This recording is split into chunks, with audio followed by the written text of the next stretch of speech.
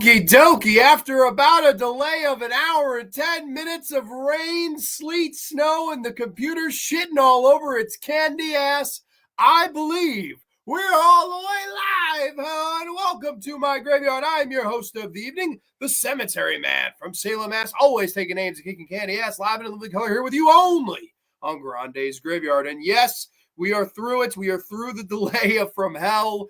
I don't know what happened. I had all the tabs set up. I had the tier maker set up. I was all ready to talk all things Tales from the Crypt season number 7, which is what I am here to do still. Don't worry about that. However, I hit go live and my entire computer just decided to crash, burn, and freaking sink to the bottom of the ocean, 20,000 feet below. I had to get my snorkeler and swim down to the fucking bottom of the sea and drag it all to the top. So that's why it's been an hour and 15-minute delay, hour and 10-minute delay. I guess we shouldn't be over dramatic, but still a long goddamn delay of 70 minutes. I'm sure this is a great way to kill your fucking audience and crowd for a live show. I apologize. I have no goddamn idea why my computer's decided to shit itself only on the graveyard. But without fear, we are here to talk tonight about season number 7, the 7th and final season of Tales from the Crypt. Yes, one of the great horror series of all time.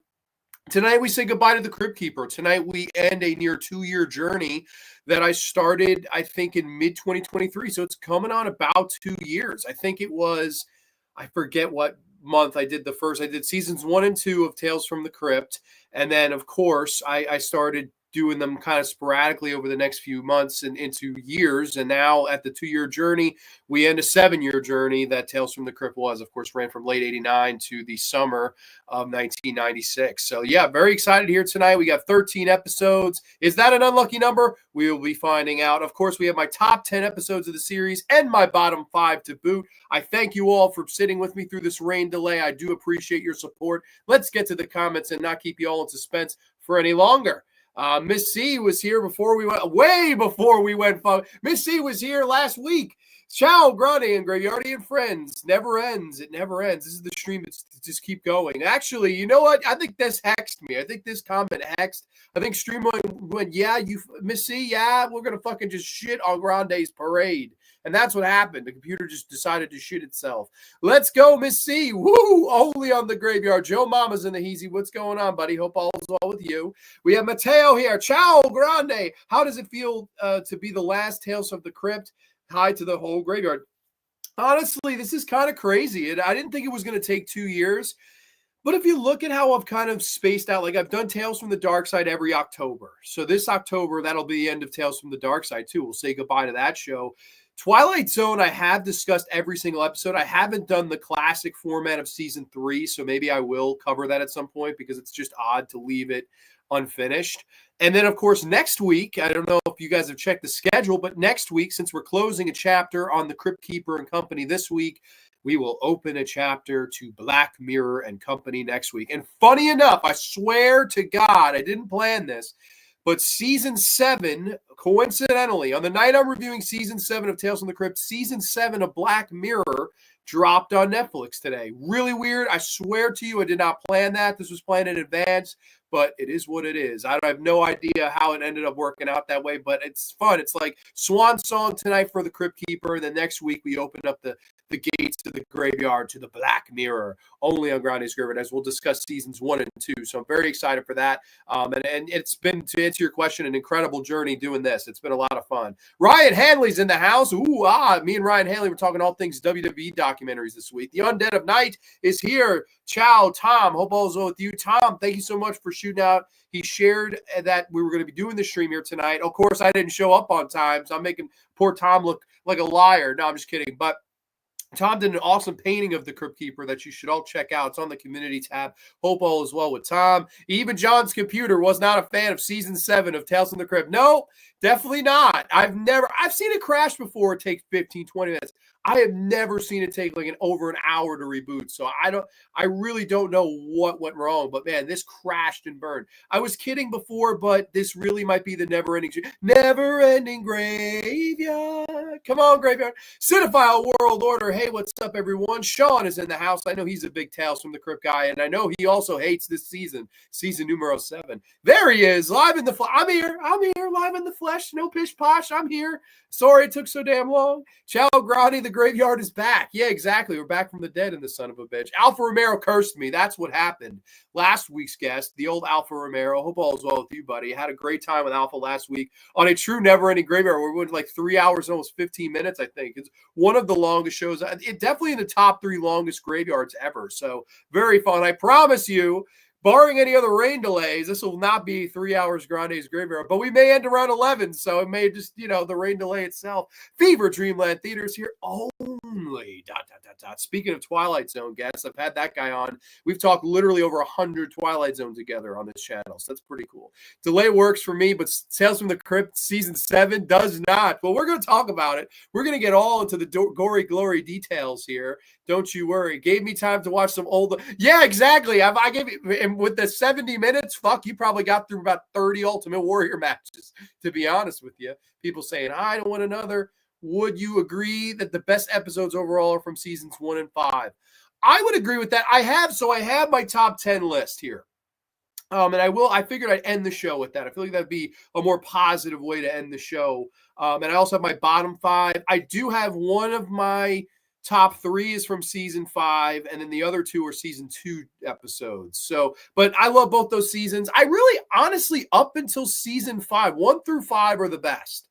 And then season 6 and this are in a different... I don't like season 6, to be honest with you, either. So that's... I don't know how unpopular that is, but it's just the truth. Anthony Choba does pop cultures and openings. He was waiting around an hour and 10 minutes. Hey, buddy, how you doing? I'm up to 2011 in the memoirs, and my Instagram is not working right now. Well, hey, StreamYards wasn't working for me, so it just happens to us New York folk, I guess, Anthony. I don't know, but hope all is well with you.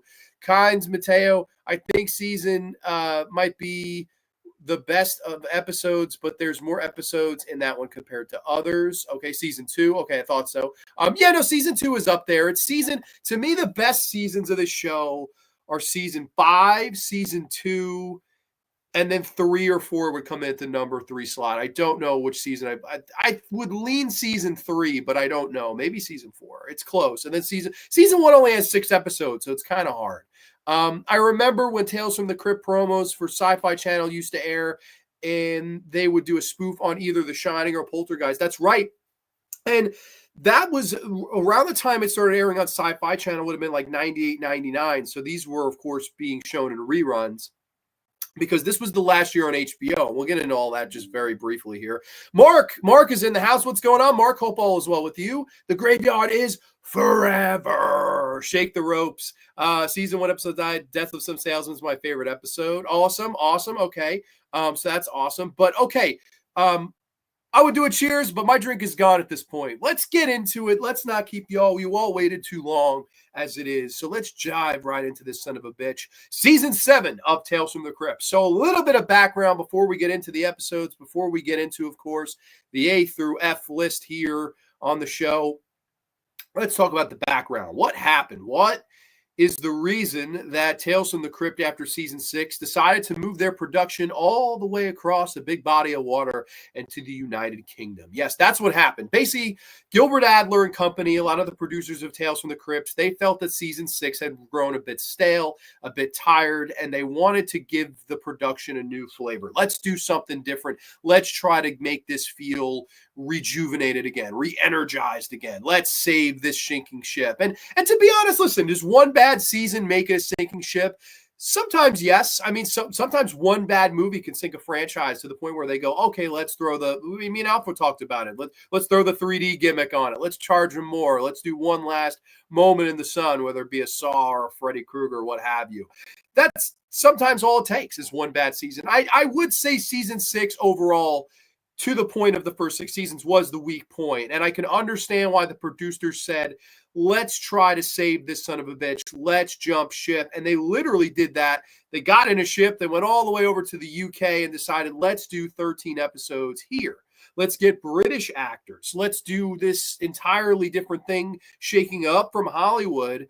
And you do see a lot of familiar, great British actors in here. Of course, the season starts with Bob Hoskins. We'll see Daniel Craig in a leading role in A Tales from the Crypt. We'll see Ewan McGregor long before he gets the role of Obi-Wan Kenobi in The Phantom Menace. So you'll see some really good, talented British actors. And I got to be honest, as bad as the reputation is for this season, and as hesitantly as I went in, because I'm not going to lie to you, I had never watched any of these until this particular show because I had always heard how poor Tales from the Crypt season 7 was. And I was like, you know what? I just don't want to, I associate that show with only positivity. I don't want to get into season 7 where it's all, I'm all disappointed. I'm all let down. But I won't lie to you. I kind of don't mind the idea of moving it out of the Hollywood backlot and into the United Kingdom. I don't think that was a poor choice by the producers. And in fact, I think it was kind of an admirable move. Like, we've seen all these Hollywood stars. We've seen your Tom Hanks, your Joe Pesci's of the world, your Patricia Arquette's. Let's jump the ship. Let's see what the other side of the coin has to offer. And I actually think that was sort of an interesting move. And certainly I'd say something that I would say is a little bit more positive with this season is some of the acting talent that I didn't expect. Like when Daniel Craig came out, I was like, holy shit, that's Daniel Craig. And I thought he was going to be a bit player. He ended up being like the lead of the episode. I was like, this is so freaking cool. Like, that was such a pleasant surprise. Same with Ewan McGregor. Had no idea he was going to be on this season. And when he popped up, I went, oh, cool, Ewan McGregor. Like, I definitely had quite a few moments of that. So it wasn't all for bad. I think what we will see is a recurring theme as this season, why most people will tell you this is the worst, why most people tell you they understand why it was not removed for a season 8, right? I mean, a lot of people can understand that.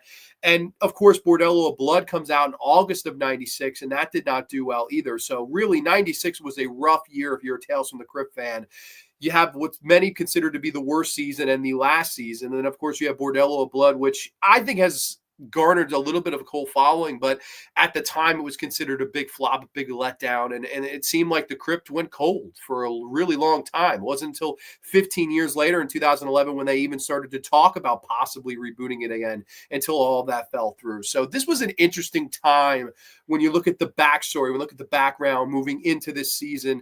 And then, of course, the season you get is a season that is widely hated, widely considered the worst. Where do I stand on that coin? Honestly, I'm not against any one of you. I'm completely with you all. I think this is the weakest season of the show by a mile. There's nothing really to argue there.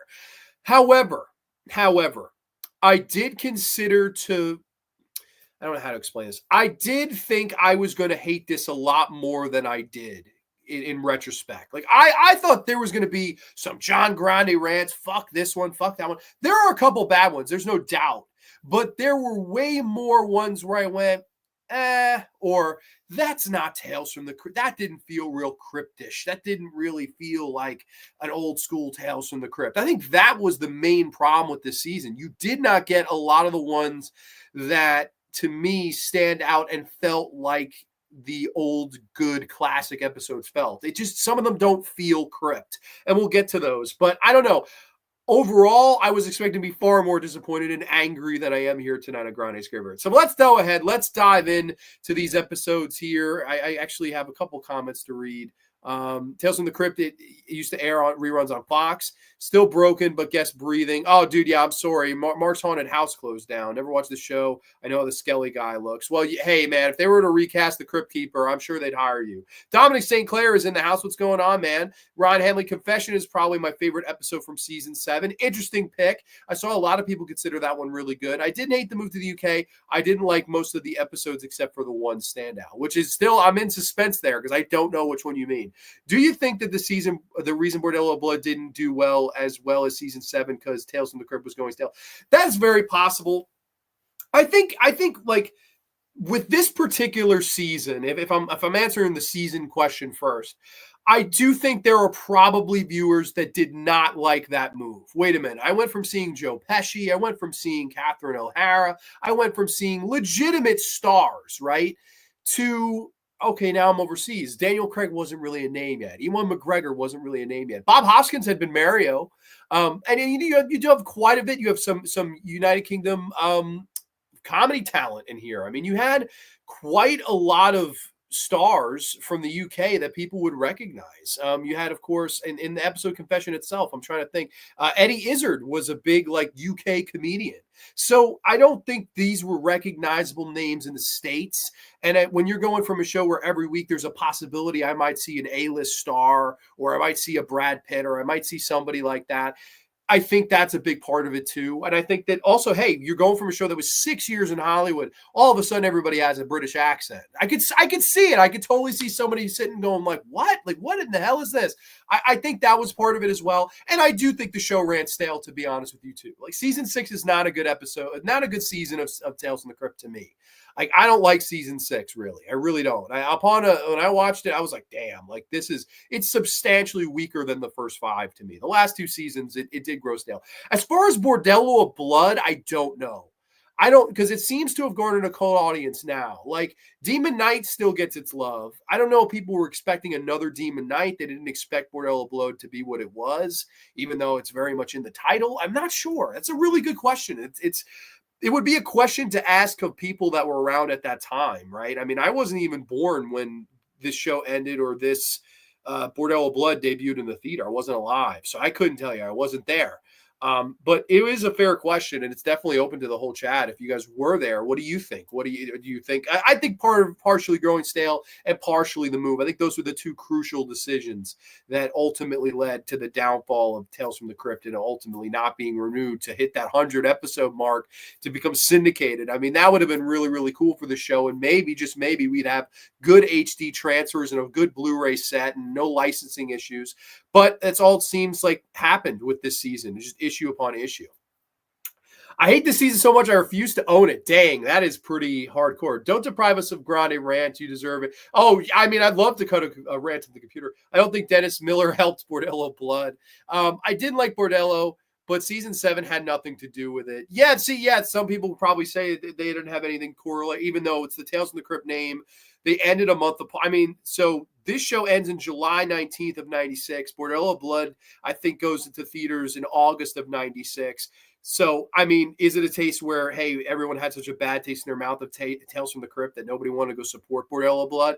I think that's a possibility. Is it very possible, like Tom is saying, that nothing was correlated with that? It's very possible, too. It's really kind of a question to ask more so at that time or around that time.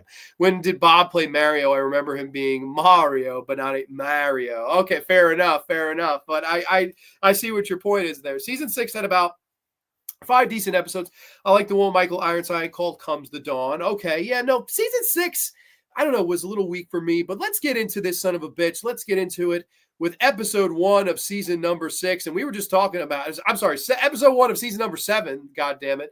Of course, directed by Bob Hoskins, funny enough. And also he is in it in a brief role alongside Natasha Richardson. This is Fatal Caper. Yes, 2 adult brothers come to blows over their fortune of a wealthy father whose interests are protected by a lovely young woman with their questionable loyalties. Of course, yes, Natasha Richardson is in this, who was just absolutely beautiful woman at this time. Interesting kind of kickoff to the season. Interesting when I sat down to watch it. I knew Bob Hoskins was in the episode. I did not realize he had directed it as well. And I was like, holy cow, this is an interesting kind of like, what a weird way to start this season off. Very interesting. It basically stars these 2 brothers who are bickering and fighting. Their third brother is long lost and missing, and they are fighting over their father's inheritance. They want to get their father's inheritance money. And if they don't find their brother by a certain time, the missing brother that is, all of the inheritance is not going to be theirs. And basically what ensues are these 2 brothers kind of playing these diabolical tricks on each other throughout the episode. And of course, Natasha is right in the middle of all of this, kind of playing both sides of the coin. And this is a classic. How many twists can we fit in a goddamn episode of Tales from the Crypt, right? How many licks does it take to get to the center of a Tootsie Bob? The world may never know. But how many twists there are in this episode may also be the same thing. The world may never know. There are about 6 to 7 twists in this episode. I may be understating that. I don't know. I lost count. That's how many twists there are. There's a scene where Natasha and one of the brothers are having dinner. And then, of course, one of the brothers, he kind of gimmicks this thing for the library case to open, and it looks like a corpse is coming out of it. So one brother kind of falls over. They're dragging the body along, and the other brother faked his death.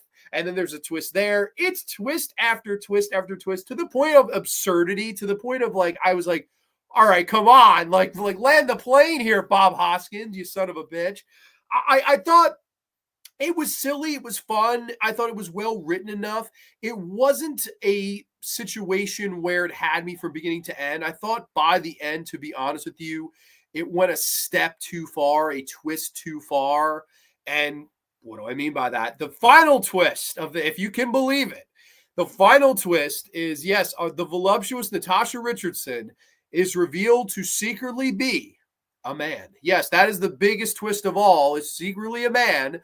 Of course, this ain't Sleepaway Camp. This ain't St. John's Wort. This ain't Unhinged. No, this is Tales from the Crypt season 7, episode number 1, of course. And we go for that twist here where I'm secretly a man and I've been playing you both the whole time. I'm missing the mustache twirling that I can play with and stuff. I mean, I could see how someone could go with that and laugh with that. Honestly, by the end of this episode, I was like, okay, like this is enough. Like I was like, yeah, this is like you one too many, just one too many. I don't know. Like, did I expect her to fully turn heel on both of them? Absolutely. Like, no way a beautiful woman like her is going to be messing around with two guys like that. But I do think that Bob Hoskins did an okay job directing this. It was energetic. It was funny at times. It had its moments. I don't think it's a bad Crypt, but I don't think it's necessarily anything special either. It's sort of a middle of the road to maybe slightly above average one. So where would I rank it on the tier maker of fun here? I'm going to lean towards like a B minus. I think B minus is fair for Fatal Caper because again, it had some positives. The actors did a good job. Greg Wise, Leslie Phillips, they did good stuff here. I just don't know if this was an episode that needed to be as silly as it was. Like it got to the point of a little bit too far. Like you pushed the envelope a little bit too far past that line. So I don't know. I would have liked maybe one less twist, maybe, I don't know, a little bit more cleverness and maybe one more gag. I don't know, something like that. It's just missing a little something, but nothing horrible, nothing atrocious, nothing that I guess I was expecting. Like I was expecting to hate all 13 of these, to be honest with you. And then that wasn't the case. We started off on an okay enough foot. Let's see what y'all have to say in the comments, though. I think we were here. Sasha Fred, Fatal Caper kind of feels like an Agatha Christie story. See, I actually feel that way about episode 3 of this season. I felt that one feels very Agatha Christie, which we will get there. The late Natasha Richardson was the wife of Liam Neeson. Absolutely, may she rest in peace. She was a beautiful, beautiful lady. If I remember correctly, does Dion Nights didn't have Crypt Keeper opening or closing movie. Oh, okay, your Demon Knights, you meant to say. Or it was very quick. At any rate, I was bummed not seeing the Crypt Keeper. I don't think you're right. I mean, Crypt Keeper, he does the whole intro with the Hollywood, with the megaphone. That's a classic. I'm currently working on a one-shot horror comic that is like Tales from the Crypt, but with a slasher. Very interesting, Dominic St. Clair. Very cool. Hope that all turns out well with you. In the opening of this episode, it has the montage for London and then goes into Hyde Park, which, of course, is the reference to that classic story, The Strange Case of Dr. Jekyll and Mr. Hyde. Absolutely. They do a lot of that in these. Like, they show a lot of London, like exterior shots of London before some of these episodes get underway. They do that with Cold War. They do that with The Kidnapper. They do that with a lot of these episodes. They really wanted you to know that the geography had changed. And you're right. That's where they do it here first. LOVE Machine. That's a first-time name in the graveyard. Welcome. Isn't there another Aubrey Morris episode, season 7? There is not. However, I know which episode you're talking about. I believe you're talking about Till Death, which is a season 2 episode. I believe it's season 2, episode 4. Aubrey Morris does show up in there, and I do love Aubrey Morris. I know you can't see it right now. I'd have to give myself the full screen here.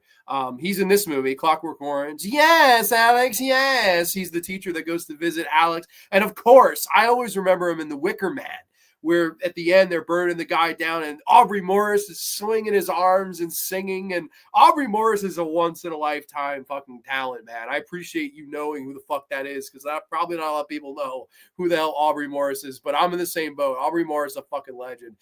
No, he does not make a season 7 appearance to my knowledge. I did not see him. Unless he has an uncredited role that I didn't notice, I did not see Aubrey Morris other than that one episode I mentioned before from season 2. James Abernathy, speaking of the UK. Hi, everyone. Here but sleepy. Pretty sleepy, pretty out of it. No worries, man. No worries. I'm happy to have you in the house. Demon Knight has the Crypt Keeper, but only in the opening at the end. Okay, maybe I'm mistaken. I swear one of the movies doesn't have the Crypt Keeper in it. Maybe I'm thinking of something else.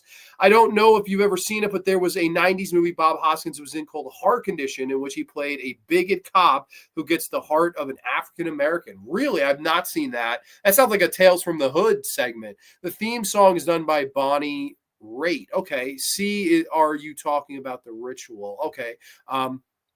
Let's move on, though, into our next episode here, as the first one opens up with a B. Nothing bad, nothing crazy, an interesting kind of situation. But the next episode we'll be talking about right here is your quintessential monkey paw episode of Tales from the Crypt. This is season 7, episode number 2. This is Last Respects. 3 bickering sisters left in charge of their late father's struggling curiosity shop come into possession of a cursed monkey's paw, and they try to use it to their advantage with deadly results. Now, the first thing I noticed when watching this episode, other than the whole, okay, monkey's paw, this is who hasn't done the monkey's paw story by this point? The first thing I noticed was the director, Freddie Francis. Now, that might mean nothing to some of you, but when I saw Freddie Francis's name, I went, holy fucking shit. I about marked out. I was like, this is absolutely crazy. Freddie Francis was the director of the original Tales from the Crypt movie from 1972. That's Freddie Francis. And they had not asked him to be a part of season 1, season 2, season 3, what? Season 4, what? Season 5, what? Season 6, what?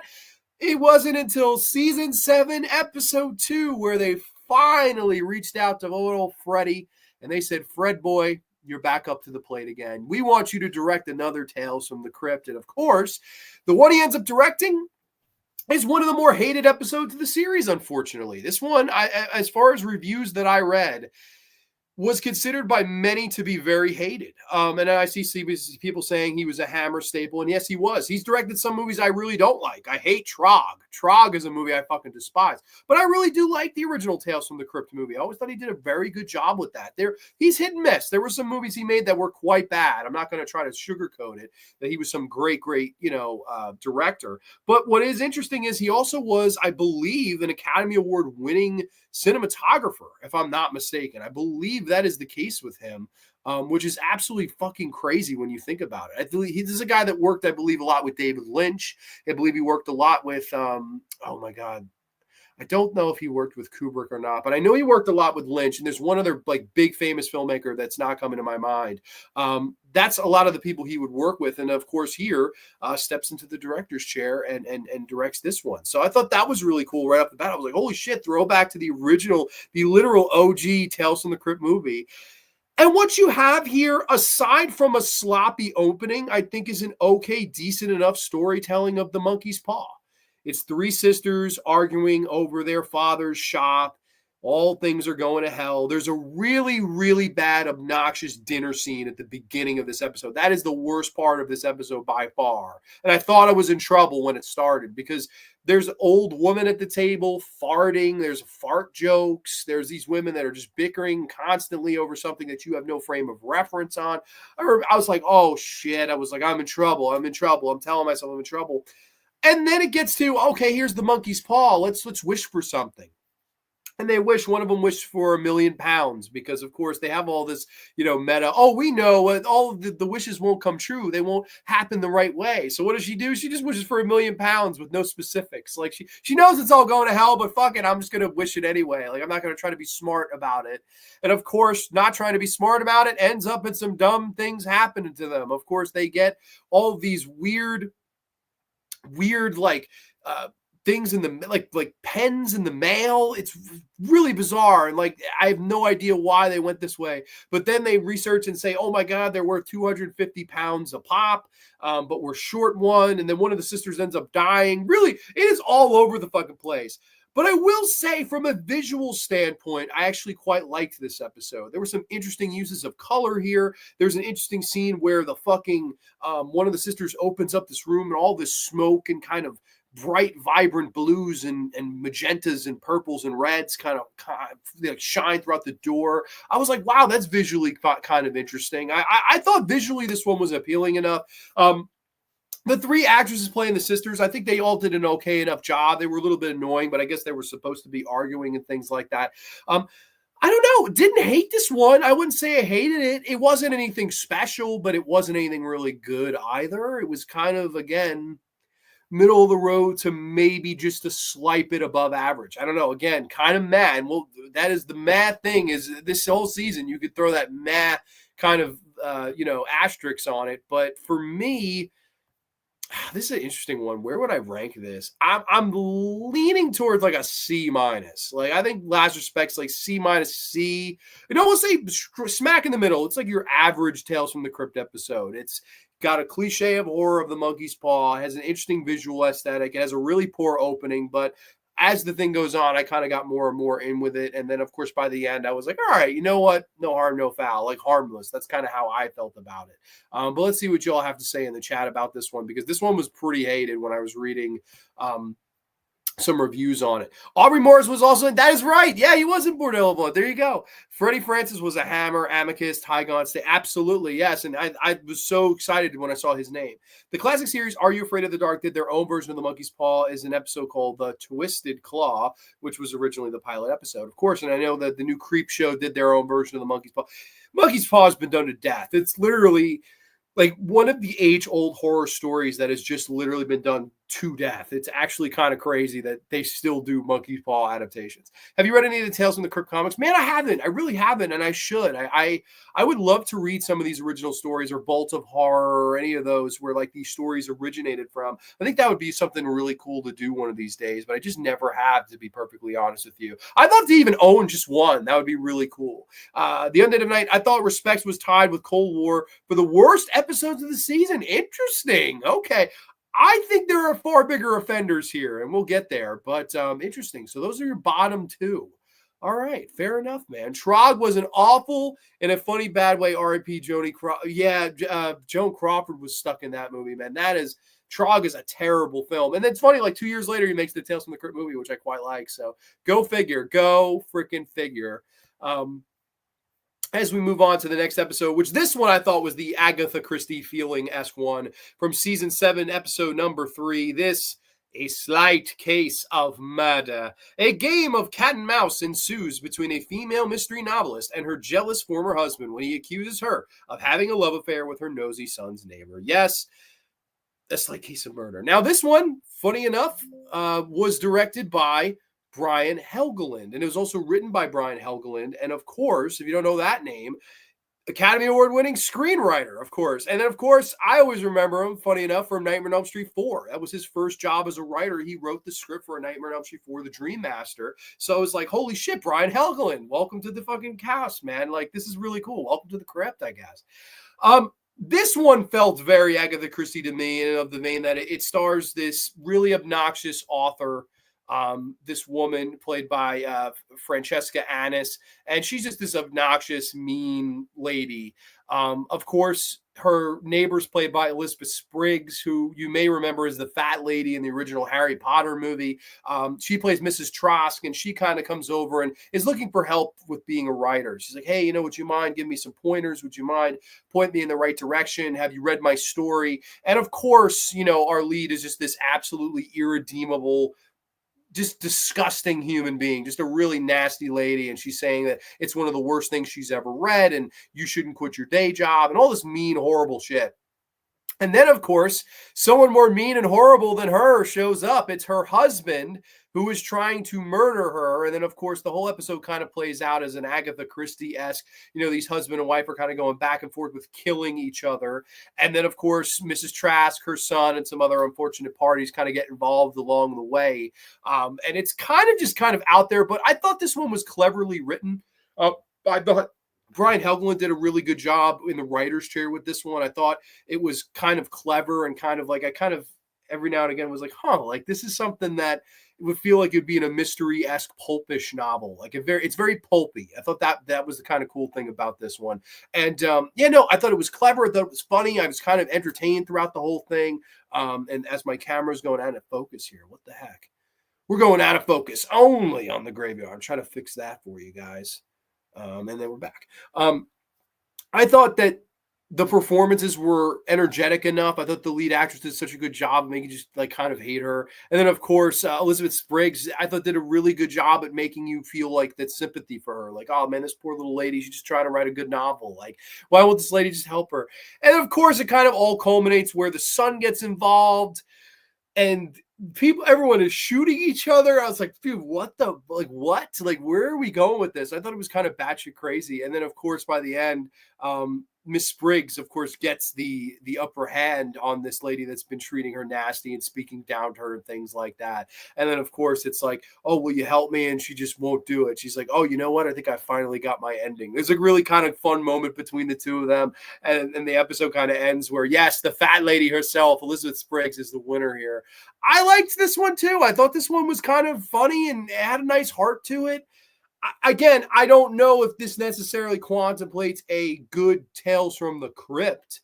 I thought from a Crypt standpoint, this is missing a lot of things. This doesn't feel like a Tales from the Crypt. Again, it feels like a whodunit, an episode of Murder, She Wrote with some gags, if you will. That's, I think, the issue here. This one did not feel very Crypt-esque. I think that's maybe its biggest sin. But I do think it was well enough acted, well enough directed. It was entertaining enough. I would have to go back in the B range for this one. I thought this was about a B. Nothing terrible, but nothing crazy to run home about either. But passable, definitely passable. In a season that I'm hearing is the worst and all these horrible things, I'm like 3 episodes in, I was like, okay, nothing terrible yet. Like maybe we have hope until we get to the next episode.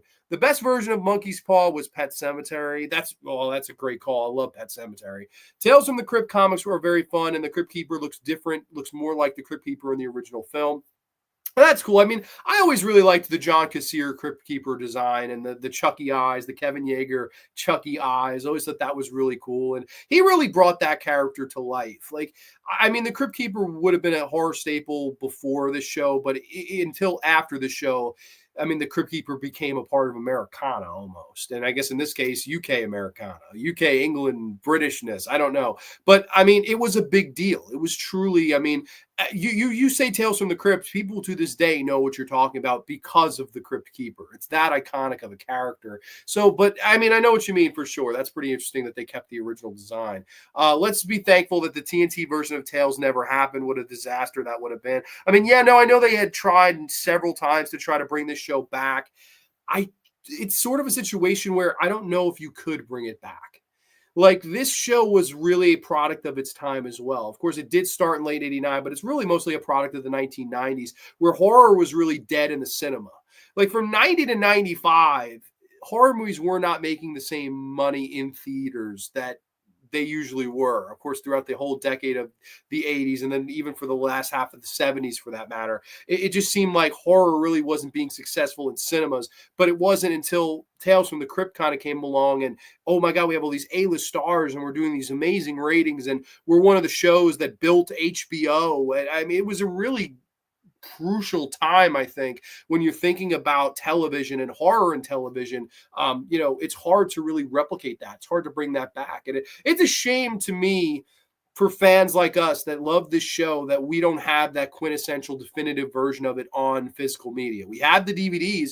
There will arguably never be a Blu-ray because of licensing issues. I know there's tons and tons of licensing issues. There were tons of problems even so with this particular season when they made the jump from the US to the UK. One of the things I failed to mention in the open was a lot of the actors that participated in this season got fucked when it came to tax time, because apparently, I guess, for whatever reason, and whoever was in charge of this in whatever office, some of these actors were not compensated what they should have been compensated. And when it came time for tax season, these guys got fucked from their pay for this show because I guess they may have been, I don't know, billed from the States or paid from the States. And then when it was taxed, it all went to shit. I don't know the exact details on that, but I do know quite a few actors got bent on these paychecks. So a lot of these people really did not get a good compensation back for their performances. And that's throughout season 7. And that's another big reason why they didn't bring it back for season 8. It was like, okay, we just had all these problems. Why would any actor want to work with us if they just got their fucking pay bent? I mean, no one's going to want to work with us. No one's going to want to do this. That's another big reason there's another season 8. There's numerous reasons. Sometimes it's not just one straw that breaks the camel's back. Sometimes it's numerous. The Crypt Keeper's a horror icon. Couldn't agree more. In the Tales from the Crypt radio series, they did their own version of This Trick'll Kill Ya, which was originally adapted for the movie The Vault of Horror. Okay. Let's move on, though. Let's move on to the next episode here, which I do think finally we had our first terrible episode of this season, and it's season 7, episode 4. This is Escape. A traitor in the Second World War is restricted to a prison camp, and one of the men he betrayed is transported to the camp and promises to reveal his true identity. Oh boy. So we had some good directors that I liked in the first few episodes, right? Brian Helgeland, Freddie Francis, Bob Hoskins. Now we unfortunately get stepped on down Peter McDonald. And if you don't know who Peter McDonald is, Peter McDonald was coming off a directorial mess, was coming off one of the truly worst, in the top 20 worst movies I've ever seen in my life, with a budget. The Never-Ending Story 3. Yes, this was from the director of The Never-Ending Story 3. And also, I know people will say, well, he also directed Rambo 3. That's not that bad. Well, all right. Compared to Never-Ending Story 3, Rambo 3 is The Empire Strikes Back. But, I mean, this is not a good film. I mean, Peter McDonald has made nothing but shit. I don't like anything he's ever done. I mean, to me, the fact that he got a job after Never-Ending Story 3 is quite wild. And this was the rebound. This was his next directorial job. And my big problem with this episode is this is one where I don't get any inkling of this being Tales from the Crypt. Like, to me, this is like the absolute most non-Tales from the Crypt there is. This is like a period drama. We open up, this guy is being berated and belittled at a desk for running away from the fight, for selling out some of his compadres, if you will. He's being dressed down by this officer in front. Then he meets up with this other guy, and the whole plan is we're going to do this great daring escape. We're the Defiant Ones. Shame on you, because that's a great movie. I love the Defiant Ones. But fuck, this is unfortunately a really, really bad episode of Tales from the Crypt to me. I mean, really bad. The lead actor, Martin Kemp, he tries. Nicholas Grace plays his like running partner that's trying to break out of this place with him. There's the whole daring escape plan. And then, spoiler, big twist at the end. The guy that was working with him to escape was in on it. And our lead gets shot. And you have to learn the crucial lesson of if you run away from the fight in there, you will be killed when you try to escape my prison out here. Fuck you and your horse that you rode into town on. Fuck you and your exteriors of the beautiful fucking country of the United Kingdom. Fuck you. No. No. This episode sucks. It's horribly directed. It's someone said to Tom's bad accents. Yes, absolutely. There are some horrendously bad British accents in this. Worse than what I could do. I mean, really, really bad. I hated this one. I was like, when this ended, I went, okay. I was like, now I see it. Like those first 3, passable, okay, decent enough. I could find some kind of grace. No, not with this one. There's no grace. There's no saving performance. There's no entertainment. There's no gore. There's no fucking Tales from the Crypt-esque feel. There's nothing here. I truly think this is a terrible episode. I do. I don't. And now I know there's probably some people that say, oh, well, is it bad to kind of get away from the Crypt formula? Not necessarily a bad thing. There are episodes that maybe could pull it off, but I felt like I was watching another show. I was like, I don't feel like I'm watching Tales from the Crypt, and that to me defeats the fucking purpose when I'm actually watching Tales from the Crypt. So, you know what? This one, I'm sorry. This one's got to go in at the F tier. I really did not like Escape. I thought this was the first one where I went, okay, I see now why this might be the worst season of the show, but I still tried to hold out hope because 1 out of 4 ain't terrible. Let's see where we were. I think we were. Was Crypt shot in video or film? Darkside was shot on video, and it would be near impossible to restore an HD release. Believe it or not, Michael Felcher has actually proven the opposite with that. I thought the same thing. I thought there's never going to be a way to restore Darkside. However, apparently, according to him, CBS possibly could have the original, I guess, prints of that show and they could actually look better than they do. I was shocked, but this is apparently coming from Felcher, and Felcher knows his shit.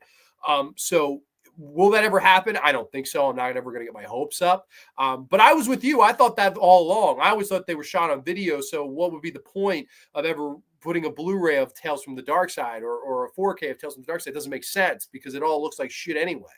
But if those canisters exist with the original music on them, holy shit, man, that would be something else. I wish. Now, Crypt was shot on film. Crypt had much more of a budget, right? Because when you look at Dark Side, that was run by Laurel, which was Richard Rubenstein and his buddies. And of course, George was executive producer on almost, I think, that entire series, basically. Of course, with TJ Castronova, all those guys that produced the Crypt episodes. With this, I mean, you had guys like Gilbert Adler. You had guys like Robert Zemeckis. You had guys like, Joe Fatluck Silver. I mean, all these guys that were producing this show, even when they jumped ship to the United Kingdom, these guys' names were still on the show. Those guys I just mentioned, I mean, Robert Zemeckis directed a fucking Best Picture winner in Forrest Gump. I mean, these aren't names that didn't have money. These guys had money. They had resources. The reason that this will never probably see the light of day on a streaming HBO Max, which would make perfect sense for you to just remaster them all in 4K so we could really enjoy these. No, it's all about licensing and rights issues. And I don't quite know what the holdup is, what the issue is, but I don't think it'll ever. I mean, it's really never had a breakthrough. It's never had a moment of glory of going, okay, we're going to finally at least get the proper Blu-ray editions.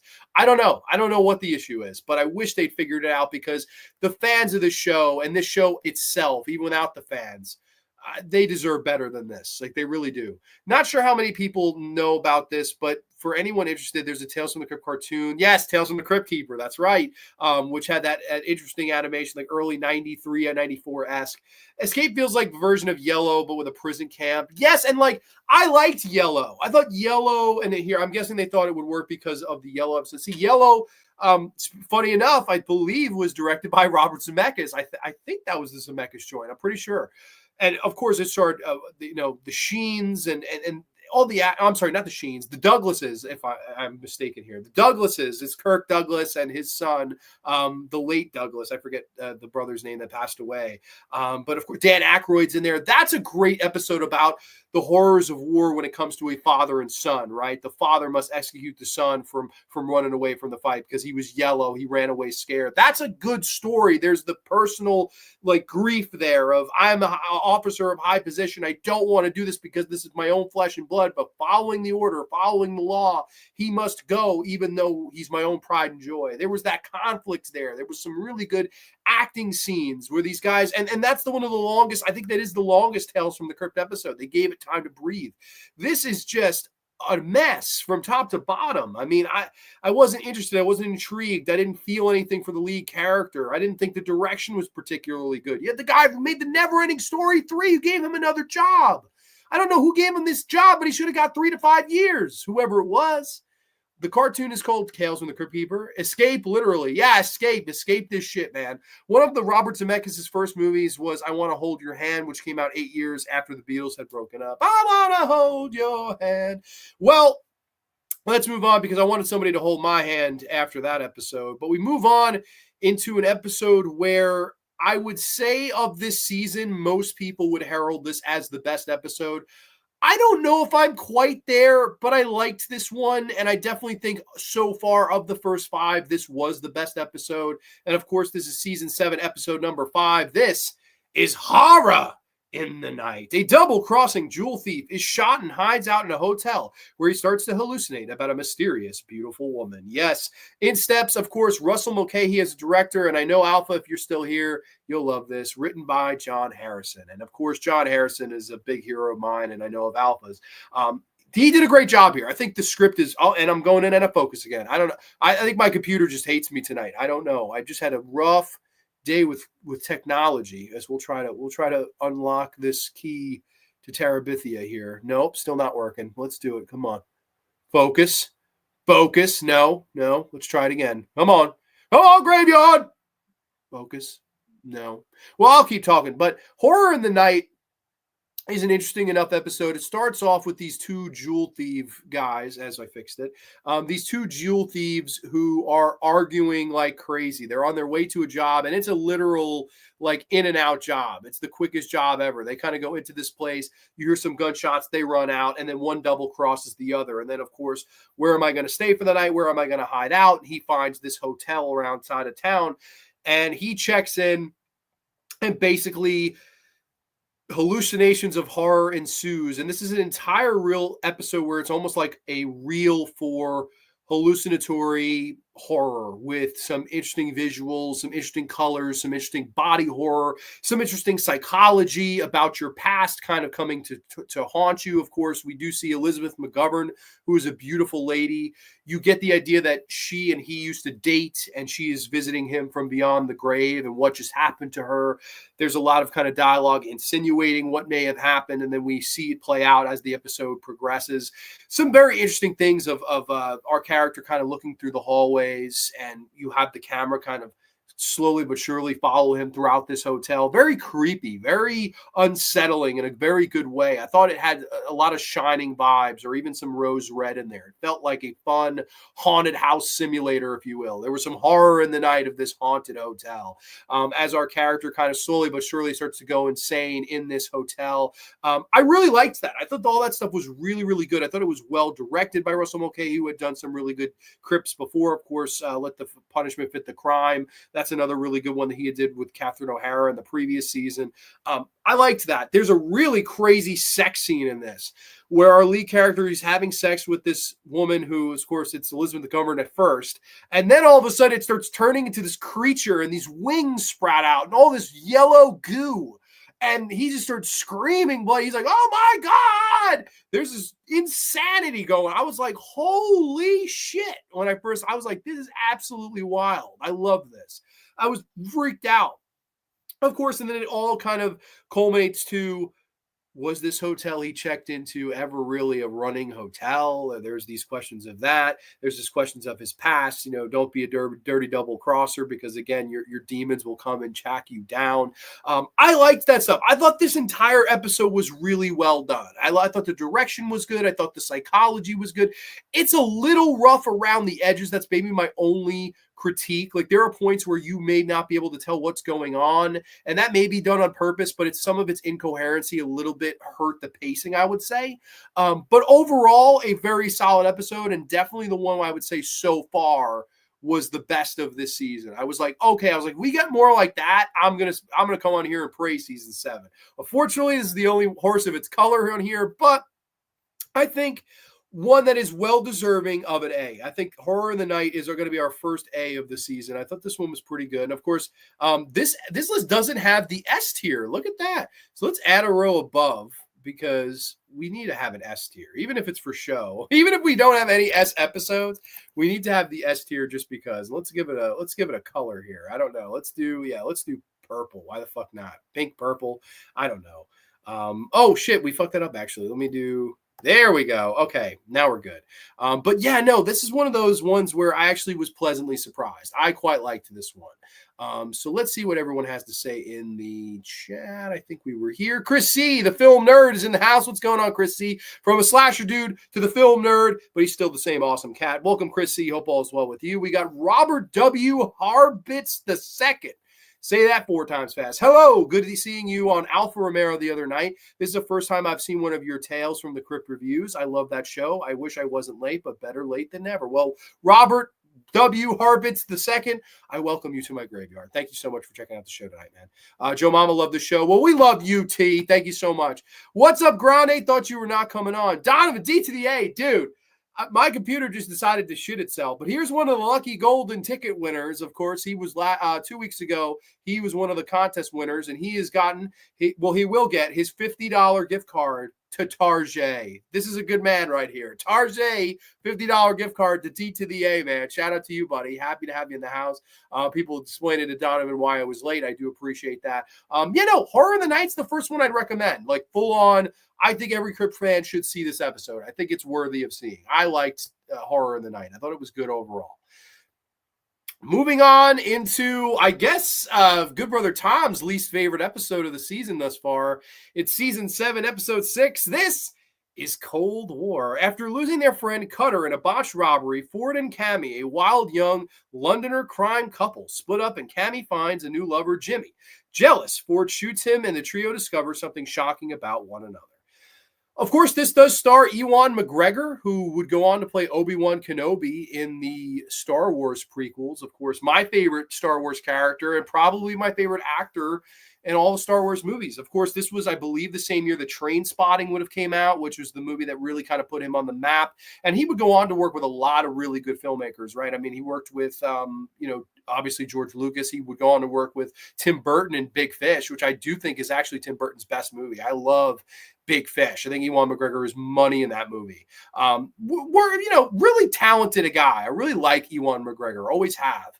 And when this episode started, I was like, what is this going to be, like a London Bonnie and Clyde? Like, that's kind of how it opens, where this couple it's a trio. They're trying to pull up this heist, and then basically everything goes wrong, and it all gets kind of botched, and then it ends up where Ewan McGregor and his woman, they go back to their hotel, and they just start arguing, and they're fighting, and some of the dialogue I thought was quite funny. Like, they're going back and forth with each other, and at points she's like, "Oh, you don't be such a baby. I only was shot in the arm." And I sound Australian, by the way. I don't do a good British accent, I guess. And he's like, "Oh, you want to be shot in the arm?" And he shoots, and like it grazes her side, and she's like, "Oh, you bloody bastard!" And he's like, "Oh, it's merely a flesh wound." They're going back and forth just with these verbal jabs at each other, and to the point where it escalates, where she says, "Fuck you! I'm gonna go out and fuck somebody else." And he's like, "Fine, go, bitch." So she goes out and decides to seduce this guy she meets at the bar. And this dude was massive. I gotta get the actor's name right. Colin Salmon as Jimmy Pickett. This guy was a unit. This guy could have played in the NFL. I mean, this guy was ginormous. She seduces this guy at a bar, takes him back to the hotel. They have sex in the shower, and then Ewan McGregor kind of walks in. He's like, "Wait a minute, what the hell? You guys have been shagging up in the shower?" And she's like, "Well, yeah, we were. How do you feel?" And he's like, "You son of a bitch." He starts kind of threatening the guy. He's like, "I'm going to stab you." And the big twist is that this random guy she picked up in the bar is a vampire, because why not? And Ewan McGregor and, of course, Jane Horrocks, they're zombies, because why not? How they're zombies, I don't know. It's never explained. It's like completely just random. And then there's a fight, a 2-on-1 handicap match between two London zombies against a London vampire. And they start talking shit to each other, and I actually started howling laughing.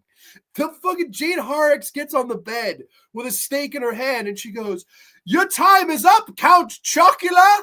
I was like, what the fuck? I started laughing like crazy. I was like a little kid. I'm like, what the fuck is going on in this episode, man? All three of them end up taking a big Mick Foley dive out of the window to the concrete. And of course, the last thing we see is Ewan McGregor's face is all destroyed from hitting the concrete. They're talking about being zombies and how, better days are ahead. Weird. One of the weirder ones that I've ever seen. But I don't lie to you, I thought this was fucking funny. Like, I was entertained throughout. Like, I saw Tom before said this was his least favorite season. That's understandable, because I could see seeing this and being like, what the hell, in a bad way. I was what the hell in a fun way. Like, I was having fun with it. I was like, what the hell? And like, maybe because Ewan McGregor is an actor I really like, I kind of enjoyed his kind of reactions to everything. It was like, he was just like, you bloody wanker. You're not fucking my wife in the shower. And he's like, yes, I am. And all of a sudden the guy's a vampire, and he's like, bring it on, Count Chocula. I was like, holy shit, man. Like, I don't know. I thought this whole episode was just bizarre, weird, but in an entertaining way. And I really had fun with it. I really did. Does it make any logical sense? No. Is it one of the all-time greats? No. But was I entertained? And dare I say this? This one felt Crypt. Like, I felt very much I'm watching Tales from the Crypt. Like, that's like this, the tone of it to me felt like this show. Unlike Escape, unlike even the episode I did in mind before that felt like Agatha Christie, at least this felt like Tales from the Crypt to me. I enjoyed this for what it was. I would say B+. I did not mind this episode at all. I had a good time with it. So for me, yeah, B+. on Cold War, which I know probably Tom is probably cursed to be to hell here. I'm just kidding. Let's see what. Mearns is in the house. Mearns survived the rain delay. Did you, my friend? Hope all is well. How is it that I don't remember this episode? Well, I mean, season 7 is the most forgettable season. But I swear to you, man, I had a blast. I was laughing my ass off with this. I really did. Everyone in the UK looks like a zombie, to be fair. Oh my gosh, we have plenty of UK people in the house. LOV machine, you watch out there. You're gonna start getting these hands from these fellow UKers here. I don't know. I thought this one was entertaining for what it was. I don't know. I'm surprised, just as surprised as you are, to be honest. Though the fun ends there. The fun ends there for a little while because. Wow. It's going to be a while until we get a good episode again for me. This is where it finally started to hit okay, this is the worst season, like easily for me. We need to get a good Blu-ray. I mean, in terms of skin tone, I know I'm playing. We're all friends here. No worries. But yeah, they just got the DVD pack. Yeah, it's unfortunate. They just have the DVD pack. But yeah, no, I was explaining before, there's all these licensing and rights issues, which unfortunately means there probably will never be a Blu-ray, which we can hold out hope. But for now, I don't know about that. However, we have to get to it. We have to get to this episode here, the lowest rated Tales from the Crypt of the entire show by the majority. Most people consider this to be the absolute bottom of the barrel worst episode of Tales from the Crypt. We are here. It is season 7, fitting enough, episode 7. I guess this show, just 7 was its unlucky number. It debuted on June the 7th. This is The Kidnapper. Yes, a young man takes in a pregnant woman and falls in love with her, but becomes jealous when her baby is born. So he sets out to get rid of her and the kid forever. Yes, The Kidnapper. Unfortunately, John Harrison did have a hand in this, hat of writing this. It does star Steve Coogan, who I quite like. I like Steve Coogan. I was like kind of happy to see him. I was like, holy shit, Steve Coogan. That's probably the only positive I could give this episode was Steve Coogan. He tried. I mean, is this the worst? Is this the worst episode of the show? I would say it's in the conversation for sure. This is a bottom fiver for sure. Is this the worst? I don't know if I'd go that far. It's close. It's fucking close. It's definitely like you have to talk. You're talking the worst episodes of the show. This has to come up. Like there's no doubt. This is when you just can't pass this episode. It basically tells the story of a lonely pawn shop owner who's miserable, who's down on his luck. He's narrating the episode as we begin in a park, and he runs into this lady that has a baby, and he starts to tell his own story about how he knew a woman and a baby. And this woman comes to him all pregnant, sad, alone, homeless, X, Y, and motherfucking Z. Comes to this guy's house and says, hey, I need a place to stay. Can you please help me out? Can you please do so?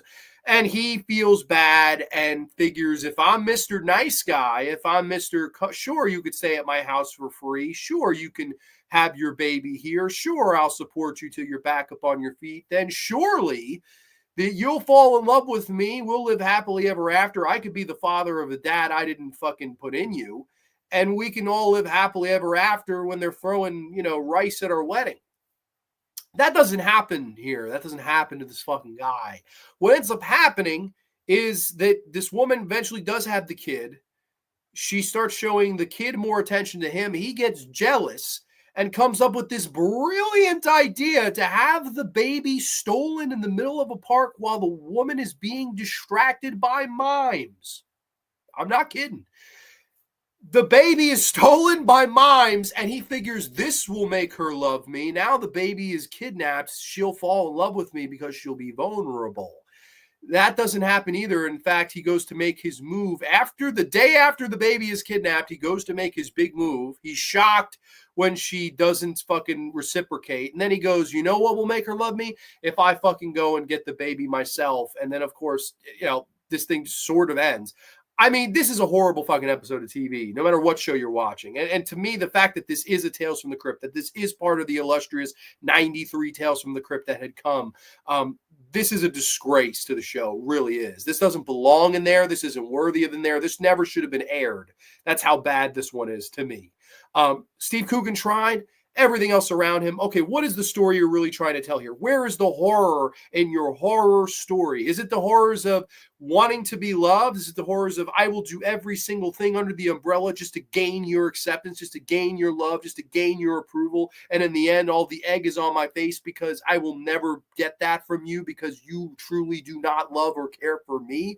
Is that what they were trying to say?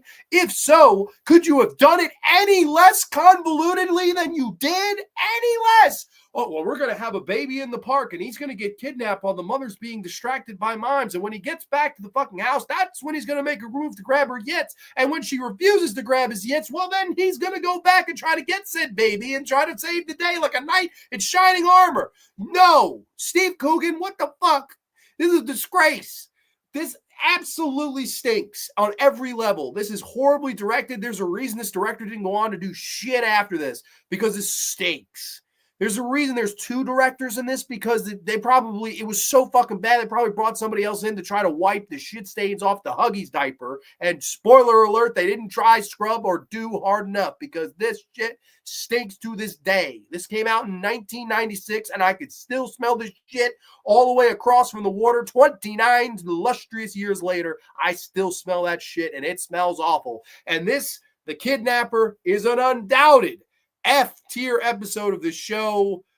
Oh my God. Horrible. Absolutely horrible. No redemption, no redeeming quality. I mean, it really, really is one of, if not the worst. It could I be argued to be the worst? Absolutely. And we'll get to the bottom five. This will make an appearance on the bottom five when we end the show here tonight. But unfortunately, this one is just not it. In my opinion, one of, if not the worst of the season, although we may get to ones that are just as bad. I don't know. It's close. It's not the last F. I vaguely remember this one. Well, I wish I could vaguely remember this one. The episode is basically a flashback story because of how it begins with him holding the other one's yeah, it's horrible. I know this episode is from season 1, but I love Collection Completed. I saw it as a kid. It just creeped out. Really? Interesting pick there. I don't know. I've never been a big fan of that one, but my buddy Will, I think that's his all-time favorite. Was it's either that or People That Live in Brass Hearses, which that one I love. I love People Who Live in Brass Hearses. That's a classic Crypt.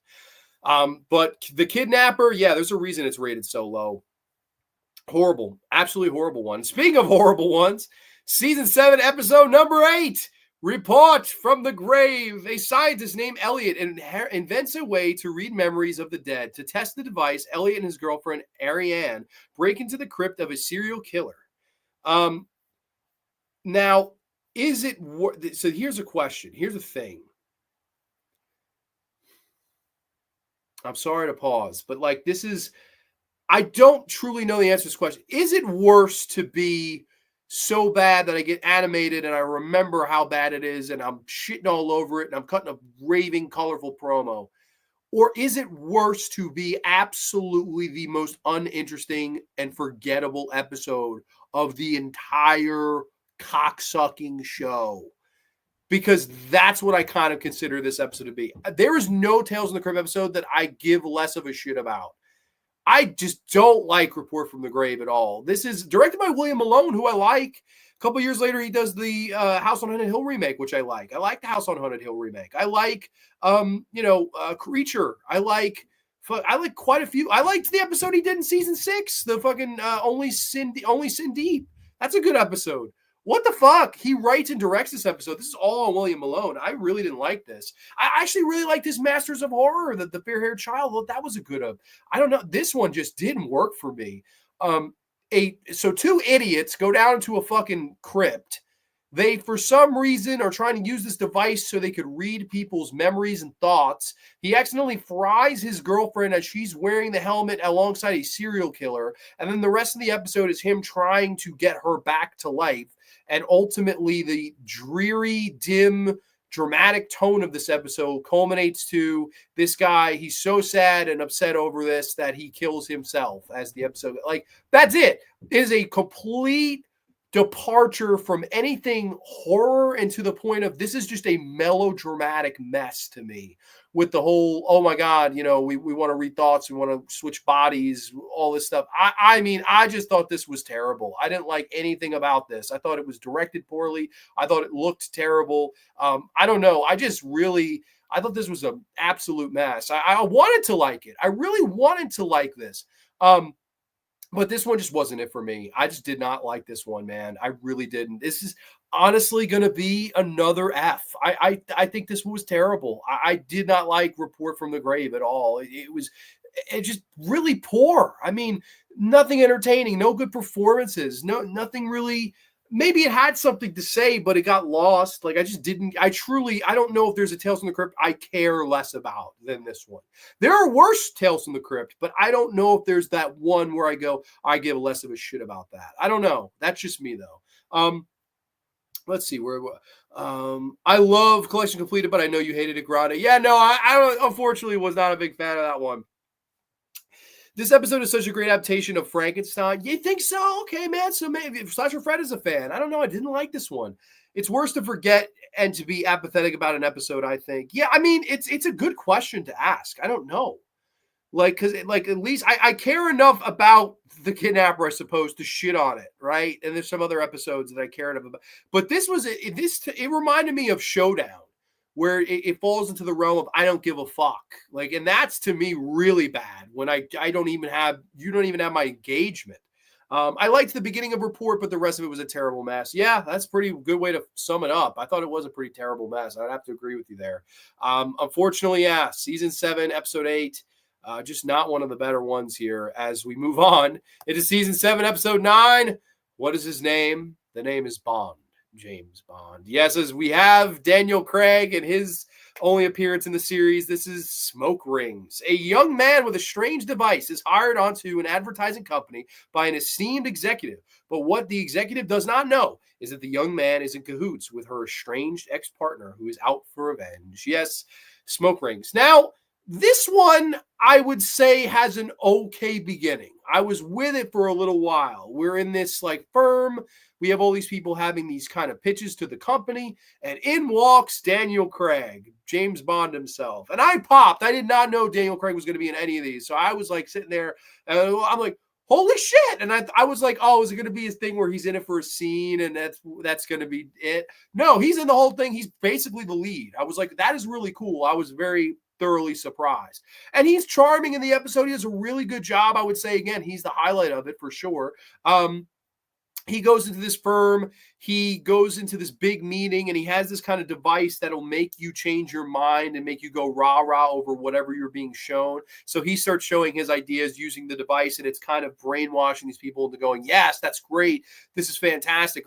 Keep them coming. And of course, this one guy at the job is getting super jealous of him, and he's kind of envious. And of course, forgive me if I don't pronounce this name right. Ute Lemper plays the female boss in this. Very pretty lady, even though she's a little bit older. I mean, beautiful lady.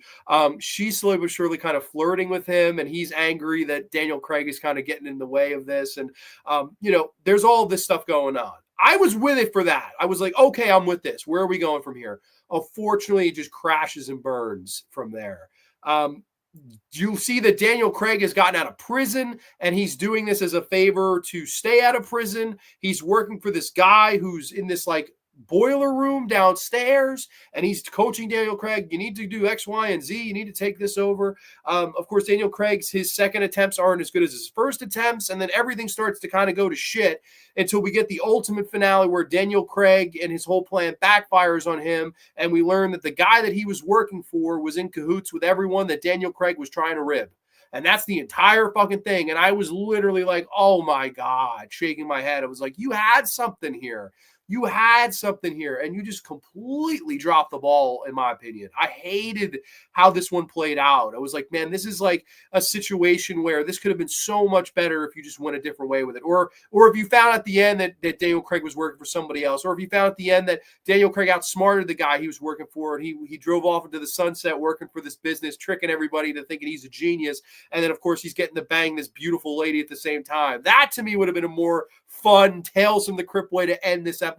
No, the egg was on the prisoner's face the whole time, and the episode ends, and that's it. Daniel Craig falls out of a window through a car.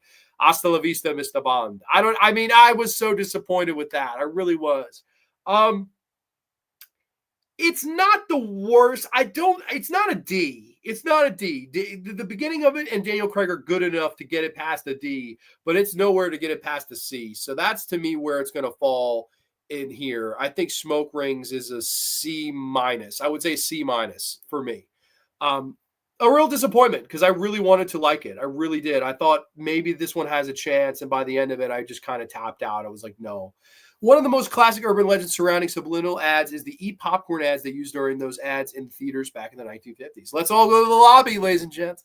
I love those ads too, for what it's worth. Okay, moving on. We have my favorite episode of the goddamn season, and I'm shocked. I really am shocked that it was this one.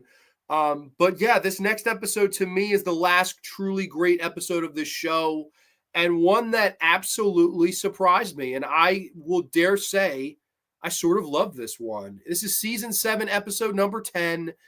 This is About Face. Yes, a sleazy minister in Victorian England gets a nasty surprise when he discovers he previously fathered twin daughters. I was really stoked with this. I was really very surprised. I had never heard anyone mention this episode. I had never heard any hype. It's kind of middle of the road rated. It's nothing that people were highly reviewing. So I did not go in with high expectations and or hopes. I left with saying that was the best one of the season, and it was not topped over the last few.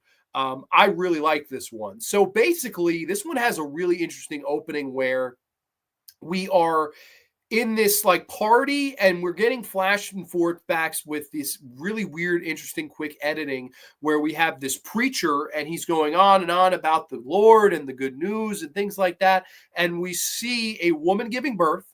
We go back and forth between him having sex and in between with him preaching. So those three things are going back and forth. So woman giving birth, people having sex, and of course him preaching. And we're editing quick through all of those things, and we can hear the preacher over all of it saying that, oh, the Lord is smiling upon thee, and what we are doing right now, we are holier than now. He's kind of spewing his whole heart out and things like that.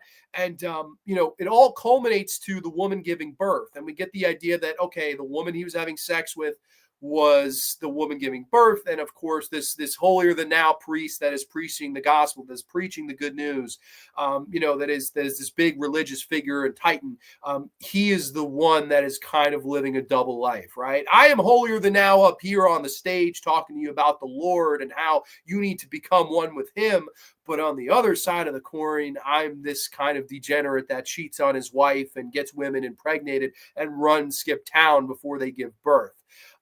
Very interesting kind of character, and dare I say, a perfect antagonist, just someone with this no redeeming quality, this total phony, where you go, oh, this fucking guy, he's such a piece of shit bone. He's saying all these good things and follow all these good ways, when meanwhile he's this very, immoral guy. And I was like, okay, I'm behind this actor. Anthony Andrews is the actor's name, who plays Jonathan. He does a great job as this slime ball. You have, of course, Imelda Staunton, who plays his wife, Sarah. Now, if you don't know who that is, she would go on to play Professor Umbridge in the Harry Potter movies. And I was like, holy shit, Professor fucking Umbridge is in here, playing the guy's wife now.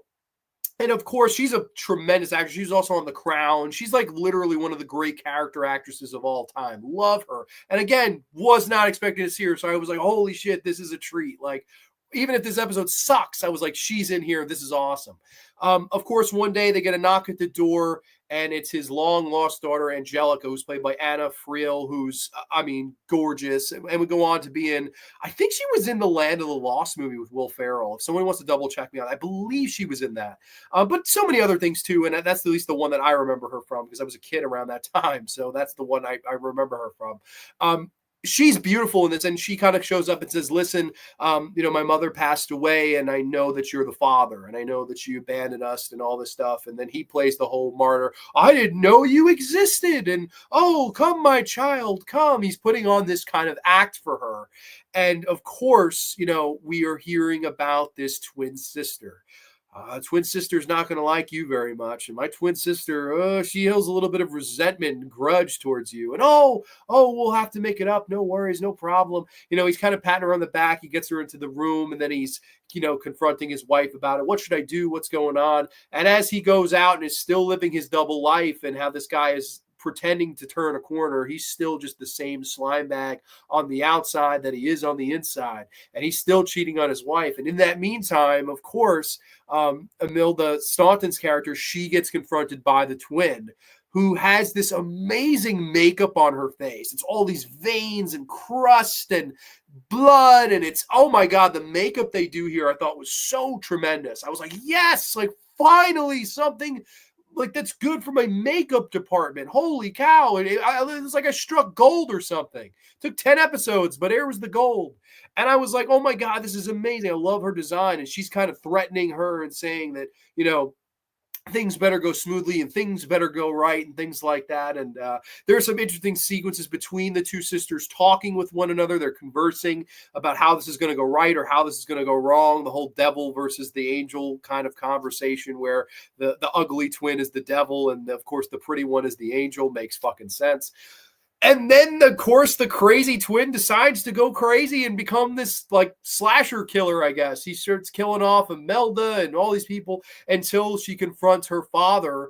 And there's this crazy kind of fight to the death. And then we see that these were not just two different twins. These were conjoined twins, and there was a head in the back. So in similar vein to Malignant, they're twins, but they have each face on the side of, one's on the front, one's in the back. And I was like, oh, shit. As this came to an end, I did not see that coming. I thought that was a really good twist. The makeup looked tremendous. And dare I say this too, I thought of all the ones in the season, this one had the most to say. Like from a psychological standpoint and from a commentary standpoint. What do I mean by that? Here you have this preacher who lives a double life. I am holier than now. I'll smile. I'll kiss your babies. I'll take your makeup on church on Sundays. I'm just this great guy, and I've got a big old fake smile, and I can trick anybody that comes into this church. I can let them know that I'm good, and I follow the gospel, and I am one of God. And then on the other side of the coin, you have what his true colors are. This terrible man who sleeps around with women, knocks them up, skips town, doesn't think twice about it, and goes on his merry way. Cheats on not one, but both of his wives. Just a disgusting human being. Looks at women like they're objects, not as if they were people. A true disgusting human. And what better than to tell the story of the apple not falling far from the tree with his own pride and joy, his own flesh and blood, his own twins. That is one, right? Of course, on one side, you have this woman that's like an angel, beautiful and moral and wanting to forgive. What's on the other side? The nastiness, the darkness, the evil, the hurt, the pain, the devil within inside us all looking for vengeance. And that's why I love this episode. I thought it had so much to say on those grand scheme of things. The horrors of the apple does not fall far from the tree. And just because you are a two-sided bastard with one face on here does not mean you can't have a double-sided two-faced daughter out there. That's awesome stuff to me. And I was inspired when I was like, yes, I was like, at least we got one really good Tales from the Crypt episode with everything. Good acting, good makeup, good direction, a really good story, a really good twist at the end, some commentary, some psychology. I mean, that to me is a perfect episode of horror television and one of my faves. I really, really liked this one. I'm going to come out with an S, man. I really liked this. I thought this was tremendous. I really did. I thought, wow, in a season that, if nothing else reaches this standard, and for me, nothing else did, if for nothing else, at least we got this one. I was very happy about that. So for me, I really like About Face. Very unpopular, I'm sure, because I've literally never heard anybody else put it over. And then when I read reviews and everybody was shitting on it, I was like, oh man, I don't know. Maybe I saw a little bit more in this than maybe met the eye. Maybe I'm reading too far into it. Maybe all that commentary, that psychology. Maybe I'm crazy. That's what I saw. And I really was quite impressed. I was like, wow, like thumbs up, man. Like that is pretty fucking solid, in my opinion, at least. Let's see. I see you have a poster for Sleepaway Camp 3 in the background. You must have a great sense of humor. Oh, thanks. Yeah, no, if you watch this show enough, you will see my sense of humor, my friend. Is Daniel Craig being a cock blocker? Sorry, my comment is weird. I'm trying to keep it PG for YouTube. Well, I appreciate that. He sort of was in the episode. I mean, it's a situation. It's weird. It's like, I hated how that episode played out. It could have been so much better. It was like, I was like, okay, like go somewhere with this. And it goes, oh, well, we were really, you were the fool the whole time, Daniel Craig. I hated that. And it wasn't even cleverly done. It just was rushed. About Face, the first one to feel like a Tales from the Crypt episode with the revenge theme. Yes, I'm so happy you're with me on this because I really honestly have not read much good reviews. So I was like very scared that people were going to say this one was one of the worst. I don't see that at all. I really liked this. I thought this was a really fucking good one. Oh, I mean, and she's beautiful, man. She's so beautiful in this episode. She does a really good job. If you don't get it, I think of it. I got it. No worries. My second favorite of the season. I can live with that. I could totally live with that. I could totally see this being, in the top. If it's in your top 3, at least, that's awesome for this season. In the Crypt Keeper segment of Smoke Rings, it parodies one of the classic movies, The Godfather. That's right, which that was very funny. I see you have a poster of Sleepaway Camp 3 in the background. Good to see you have a sense of humor. Of course. The plot twist, which has 2 faces of the sisters on the same head, makes me think of The Mayor and Nightmare Before Christmas. And even you could even say, funny enough, with the Harry Potter tie, at the end of Harry Potter 1, Voldemort's on the back of Professor Quirrell. I always thought that was interesting. And then Malignant, they do that twist. This show liked to do conjoined twin twists. So I probably should have saw it coming. But I really didn't. The scene where they're conversing, I bought it. I went, oh, and you see them both separately. So I'm like, okay, they're not conjoined twins. Like, let's move. And then when I was like, that was fucking clever. I was like, you got me. And I was really entertained, and I saw meaning here. So to me, that's about everything. That's the total package. My makeup looks tremendous. Does it? Does it really? I wish I could. I don't know what the makeup looks like. It's sad because there are people like that in real life, religious hypocrites whose consciences are seared. Yeah, and that I thought was, that is commentary there. I don't know if it's necessary. I don't know if it's necessarily taking a shot at people like that, but it is quite funny that it's like that's the person they kind of took the shot at. I don't know if it is taking a shot at that, but it is at the same time. So I don't know. I don't know how to really look at that part of it, but I definitely think it was well done. The lead actor did a great job, and this was, like, to me, the best thing I watched in show prep all week. I really liked About Face. That was my favorite episode of the season. Until we get to the final 3. Season 7, episode 11, 7-Eleven. Anyone on a 7-Eleven run right now? It's almost 11 o'clock. This season 7, episode 11, this is Confession. Evans, a sly horror screenwriter suspected in a series of grisly murders of women whose heads were taken by the serial killer as trophies, is interrogated by Jack Lynch, a clever, hard-boiled homicide detective whom every cop idolizes. Except Eddie Izzard, who was like a comedic legend in the UK. And this is one of the higher-rated episodes of this season. This is a tough one for me. I didn't mind this, but I didn't like the high ratings, things like I didn't know. I wouldn't say it's that great. It was okay. This one's very much dialogue driven. The episode opens really good. It opens like very neo-noir-esque with these really interesting lights and colors and uses of yellows and blues and greens, as it's a crime scene and we're getting this entire like kind of scope of this bar until we get to the corpse itself, and we do this interesting kind of pan up to, holy shit, this body has no head. Where's the head at? And then the rest of the episode is basically these two guys in a interrogation booth. And the whole idea is I'm trying to get them to confess. Who's the killer? Who's doing this?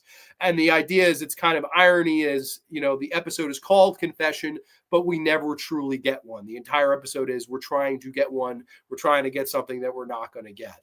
Clever. It's well acted. It's well performed. I think that the opening of it is really well done. I just felt that overall it was a little too talky, and it maybe was a situation where this kind of episode maybe would have been done better if it was given a little bit more time, if it was a little bit more discreet. Like, to me, what this reminded me of slightly was the Game of Pool episode of The Twilight Zone with Jonathan Winters and Jack Klugman. Because, again, Jonathan Winters was known for comedy. He was known for being a stand-up comedian. And here you have Eddie Izzard, who, same thing. He was known for being a comedian. So I was like, okay, interesting. Are we going to get that type of performance from Eddie like we did Jonathan all these years earlier? And unfortunately, I don't think he gave that type of performance, because that type of episode, it's slow building. It's really, really good. It's really meticulously paced between Klugman and Winters. Whereas this, I felt was very up tempo. Like, they're shouting at each other, yelling at each other.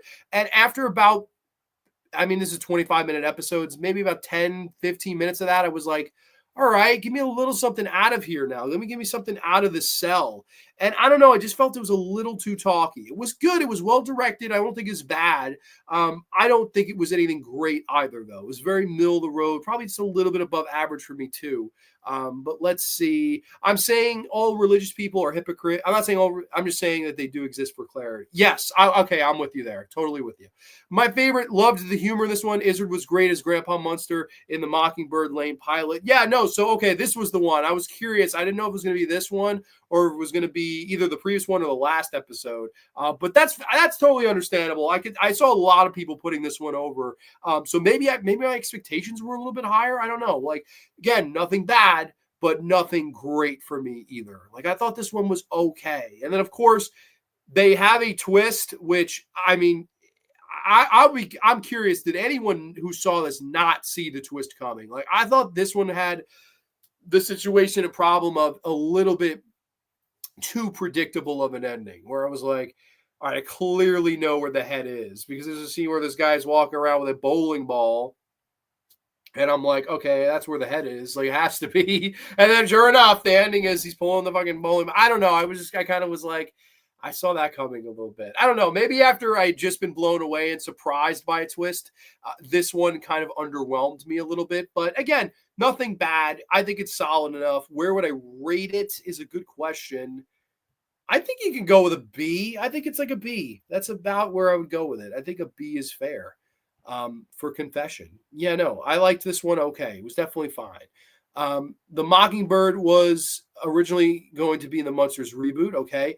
This is the only season of the series I don't have on DVD. I'll have to binge it at some point. Well, fair enough. That's fair enough. Yeah, I just did binge it. I watched it Sunday through Wednesday. And like, honestly, some of the night, like Tuesday night, especially, I was like, fuck, man, these aren't getting any better. Like, I had a 4-episode run where I was like, wow, I'm really underwhelmed. And thankfully, the fucking S tier episode came in, About Face came in, and I was like, all right, I'm saved, thankfully. But let's get to it. Let's get to the final two here. Of course, the next episode was the last live action Tales from the Crypt. And oh man, did they save a doozy for last with this particular episode. Season 7, episode 12, Here Today, Gone Tomorrow. A greedy safecracker with a slight hearing loss gets entangled in a game between a mobster and a beautiful exotic wife and ends up getting the auditory system he could only dream of, but there is a price. Wow. This one was fucking weird. It's like, I thought this one was absolutely fucking weird. Like, this guy who is not escaped, but he's left prison, and he was like this world famous safe cracker. He comes across this guy who's already rich, but of course this guy wants him to, do something. He can't do it because his hearing loss is there, and he's going to kill this guy. They have him tied up in the pool table. The guy's voluptuous wife comes in. She says, oh, no, give him a few days, honey. Spare him. And then she confronts him and says, listen, if you help me rob my husband, I'll make sure you survive and we'll get the fuck out of here. That's the story. Now, what happens from there is so fucking bizarre. I don't even know how to explain it. So, because his hearing is bad, they go to this surgeon who will give you the auditory system of he wants it for an owl, but he gets a bat and he can hear or whatever the fuck. She gets fucking surgery as well and has her eyes changed to cat eyes for some reason. I don't know why. And then decides to try to start like seducing this guy and sitting on his lap and talking dirty to him and things like that. Beautiful lady, had a nice body, probably was the best part of the episode. But holy shit, man. Other than that, this was just weird for weird's sake. They get caught, obviously, doing this fucking safe thing. And then the whole thing is it was all a setup for him. And he goes to this fucking doctor at the end and he has an owl's beak and he's screaming for help on the fucking table. And the episode ends. I mean, this was a piece of shit too. Like, it is so weird. And the effects were okay. That's about the only saving grace I can give it. But I would say it's another F. I really didn't like this either. I thought this was an absolute failure. I just didn't like this. I can't give this the pass. I really can't. It was so forgettable. It was so batshit. It was like this was the Hail Mary episode of the show. It was like, let's fucking go for something crazy. And to me, you just failed miserably. I hated this one. I really did not like this. It was like, at this point, I was like, all right, I am ready to end this. Like, I have one more. I am ready to end this. That was really where I was at this point in the series.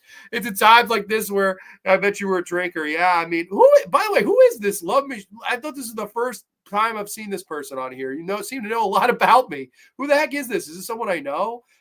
It's times like that. I wish you were a drinker. Yeah, I mean, fuck. I wish. I mean, shit. This was horrible. In the cable version of this episode, it cuts the part where the guy's face falls off. Oh, does it? Does it really? I didn't know that. That's interesting. I mean, fuck. You could have just cut the entire episode from cable, and that would have been the smart move by the cable company. I hated this one. I really hated this one. I was like, at this point, I literally threw up my arms. I was like, all right, only one more. Let's just fucking salvage through this, man, because we were 12 episodes in.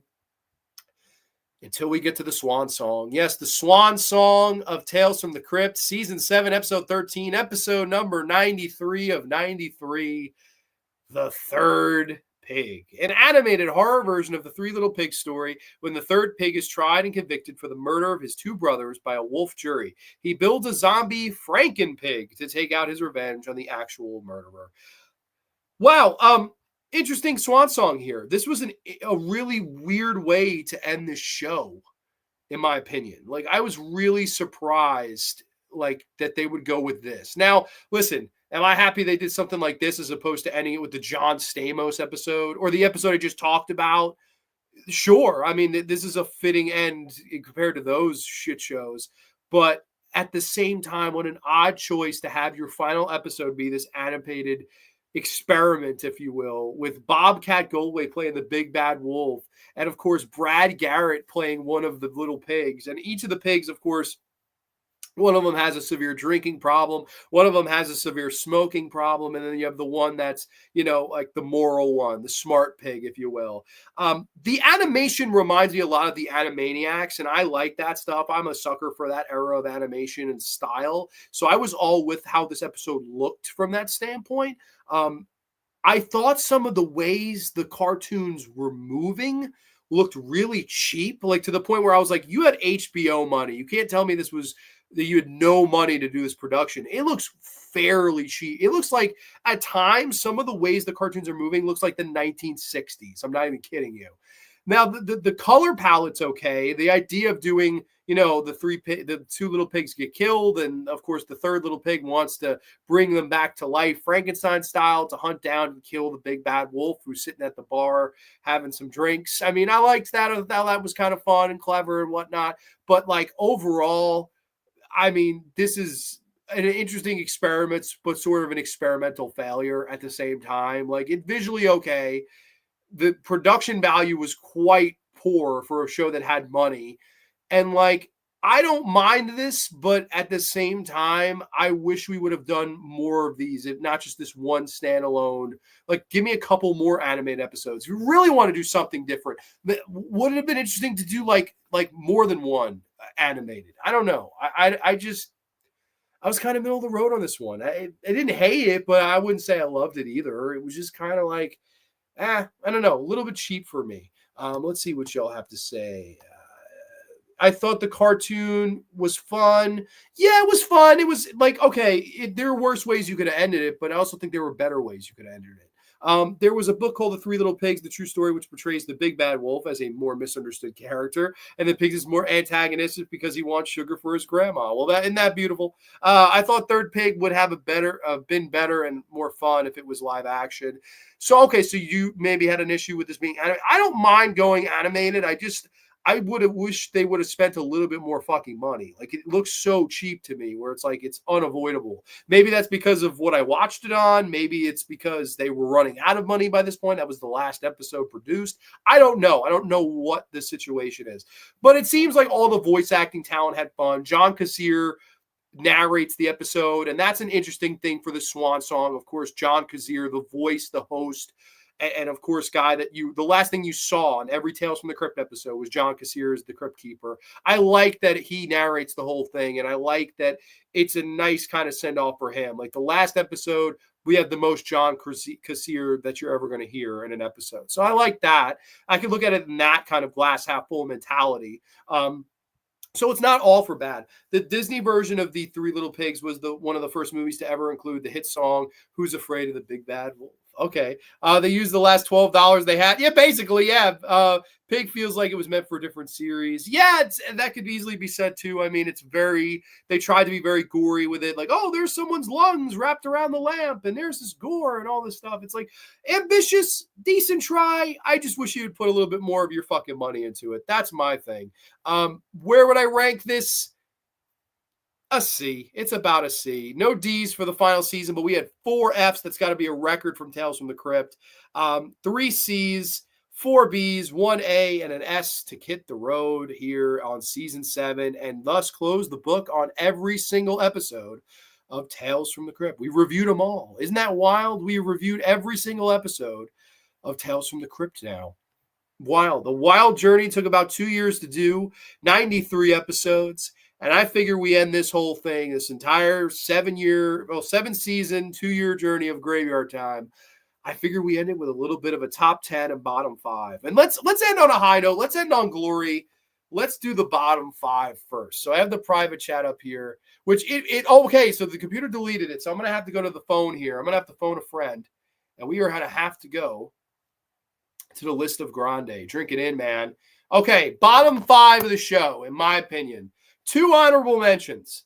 I actually collection completed as one of the honorable mentions, and I had The Sacrifice as the other honorable mention. Those are 2 horrible episodes. Time for the top 5 worst. Coming in at number 5, the 5th worst Tales from the Crypt of all time, I do have is Whirlpool. The Rita Rudner episode where it's again and again and again. Everything's playing over. It's Groundhog's Day, but it's not funny. There's no Bill Murray. No one's laughing. And they're playing Tales from the Crypt writers. And it just fucking sucked. It's a huge waste of comedic talent. I hated Whirlpool. Hated it. Horrible episode. Coming at number 4, I have Curiosity Killed. This may be the single most frustrated any episode made me while watching it. I mean, I love Margot Kidder. I absolutely adore Margot Kidder. But holy shit, this episode fucking sucked to me. I don't even understand it, to be honest. I didn't get this episode. For season 4 to end on such a poor note, I about threw up my arms in the air. I was like, wow, this has got to be considered one of the worst. And it is the worst of that season and one of the worst episodes of the entire series. I fucking hated this one. Margot Kidder running around like a fucking grandma with their giant fucking, like, hunched over like a fucking one of the people from Bad Taste. Oh my God, horrible. Horrible. Coming in number 3, third worst episode, I put as The Kidnapper. I think The Kidnapper is a piece of shit. I just reviewed it tonight on the show. Don't really have to go too much more in depth on that. Coming in number 2, the second worst episode of the series, I had Showdown. I hated Showdown. I thought Showdown was one of the most boring, pointless, like, just did not give a shit about it. Like, probably the biggest I didn't care episode of the entire show. Like, really, really poor. And like, one of the most forgettable ones for sure. But number 1, without a shadow of a doubt, the worst episode to me of Tales from the Crypt was Operation Friendship. You had the single most annoying character in this. This was the one where the guy, he falls in love with the woman across the hall, and it's the lady from Major League 2. And he is annoyed by his imaginary friend who doesn't want him to date this woman for some reason. And he also is letting him get pushed around at work. And then at the end, they do the whole switcheroo. And now he's praised at work and still sleeping around. Dude, that one character was the most annoying character in this entire show. I wanted to rip my fucking hair out. Season 6, the worst episode of the show, Operation Fright. For me, I hated that one. That is my bottom Crypt. I hated that one. Absolute piece of shit. Let's move on, though. Let's move on to bigger and better things. Of course, I didn't do a top 10. I did a top 11 because I had all these episodes garnered a 10 out of 10 rating from me. I had quite a few 9s, 9.5s, but these were the ones that all scored a 10 for me. So let's do my top 11, and then we can hit the road here. So coming in number 11, just missing the top 10, was Don Rickles, Bobcat Goldthwait, and the Ventriloquist's Dummy. I love this one. I love the Ventriloquist Dummy. So funny. Such an interesting take on the whole stand-up comedy and the horrors of stand-up comedy, the horrors of conjoined twins, again, another theme that we had seen quite a bit in this show. Don Rickles is so fun, and Bobcat Goldthwait looking at him is like, oh my God, this guy's my idol, and we can't split up the act because we're in this together. I love that. That was really funny. Ventriloquist Dummy, I thought was a lot of fun. I thought that was a really good one. Coming in at number 10, I had Seance. Seance comes in at number 10 with Kathy Moriarty. Really good. One of the best neo-noir episodes of anything I've ever seen. It's either Seance or it's, oh my God, the episode with Jerry Orbach from Tales from the Dark Side. I can't think of the fucking name of it. That's an amazing neo-noir episode too, but this one might be even better. The Seance is incredible. Everything that you'd want in a good Tales from the Crypt. It's directed masterfully. It has that old school 1950s like crime, neo-noir look. Good acting, good twist. The betrayal, all this stuff. I really liked Seance. So Seance cracks the top 10 at number 10. Coming in number 9, the biggest surprise second biggest surprise for me, an episode I found the most funny, was The Trap, directed by Michael J. Fox. Bruno Kirby, the late great Terry Garr, Bruce McGill from fucking Animal House. Oh my God, I laughed out loud at this episode. I thought this was arguably, I would say this is the funniest episode of Tales from the Crypt. I laughed like a little kid on Christmas when I watched this. The scene where they're having sex on Bruce McGill's grave, and he's fucking trying to get out of the coffin. Wait, let me out of the coffin. Stop fucking my wife. I thought that shit was so funny, and he's waiting in Hawaii or whatever. He's waiting for them to come, and they're just spending his money. The court scene where Michael J. Fox himself shows up, I thought that was brilliant. The Trap was really funny. I really liked The Trap. Coming in at number 8, People Who Live in Brass Hearses. Probably title-wise, I don't think you get a better title to any of these episodes. Comes in at the number 8 slot. The legendary late, great Bill Paxton, may he rest in peace. He's tremendous in this episode. It made me miss him even more. Brad Dourif as his brother. Tremendous. Just really, really good stuff. Crazy gore. Again, another Conjoined Twins episode. So I guess Conjoined Twins was a weight on my heart here, I guess. I don't know. Really liked that one too. Really liked that one. I thought that was really crazy. The crazy man in the ice cream truck. Hey, mister, your ice cream truck smells. I got butter ripple, butter peanut butter. I don't got butter scotch. I love that. That shit was funny, man. People Live in Brass Hearses is a classic. Number 7, the legendary Joe Pesci stars in Split Personality. Loved Split Personality. I thought Joe Pesci just stole it, and the whole, I'm falling in love with both twins. I'll play an alter ego of myself with this funny accent, and the whole scene of him looking at the house and who the fuck is this? The goofy looking fuck he was. What the fuck is this piece of shit? I mean, he was so fun in this role, man. I loved Joe Pesci as this like sleazebag, and funny enough, directed by Joel Silver, the only thing he ever directed. I thought it was a really good episode. Without a doubt, number 6 was the biggest surprise and probably my most controversial pick of the entire series being this high. I love this episode. I don't understand why it's absolutely trashed on. Directed by Tom Holland, starring Brad Pitt, King of the Road. I really liked King of the Road. I don't get why it's like one of the most hated Crypts. I really don't. Now, I get that it may not be as Crypt-esque as people like, but I love the whole story of the idea of here's a story where someone used to be the best at something. You used to be the Iceman. You used to be the greatest racer around here. I want to see if that's remaining true. So I take your daughter captive. Let's race. Let's see who really is the best. And Brad Pitt plays a great antagonist in this with like kind of this foreboding smile and sinisterness, and I thought he did a really good job in the role. And I thought Tom Holland, from a direction standpoint, did a great job with some of the car chase sequences, with some of the colors, the blues, especially in this episode. That's the big primary color they went with, this blue-esque tone and hue to the episode. I thought was great. I love the dialogue. I thought King of the Road was the most surprising and underrated episode of the whole show, for sure. I really like that one. Top 5 now, though. Top 5, Fitting Punishment. Number 5, Fitting Punishment. Jack Shoulder joint.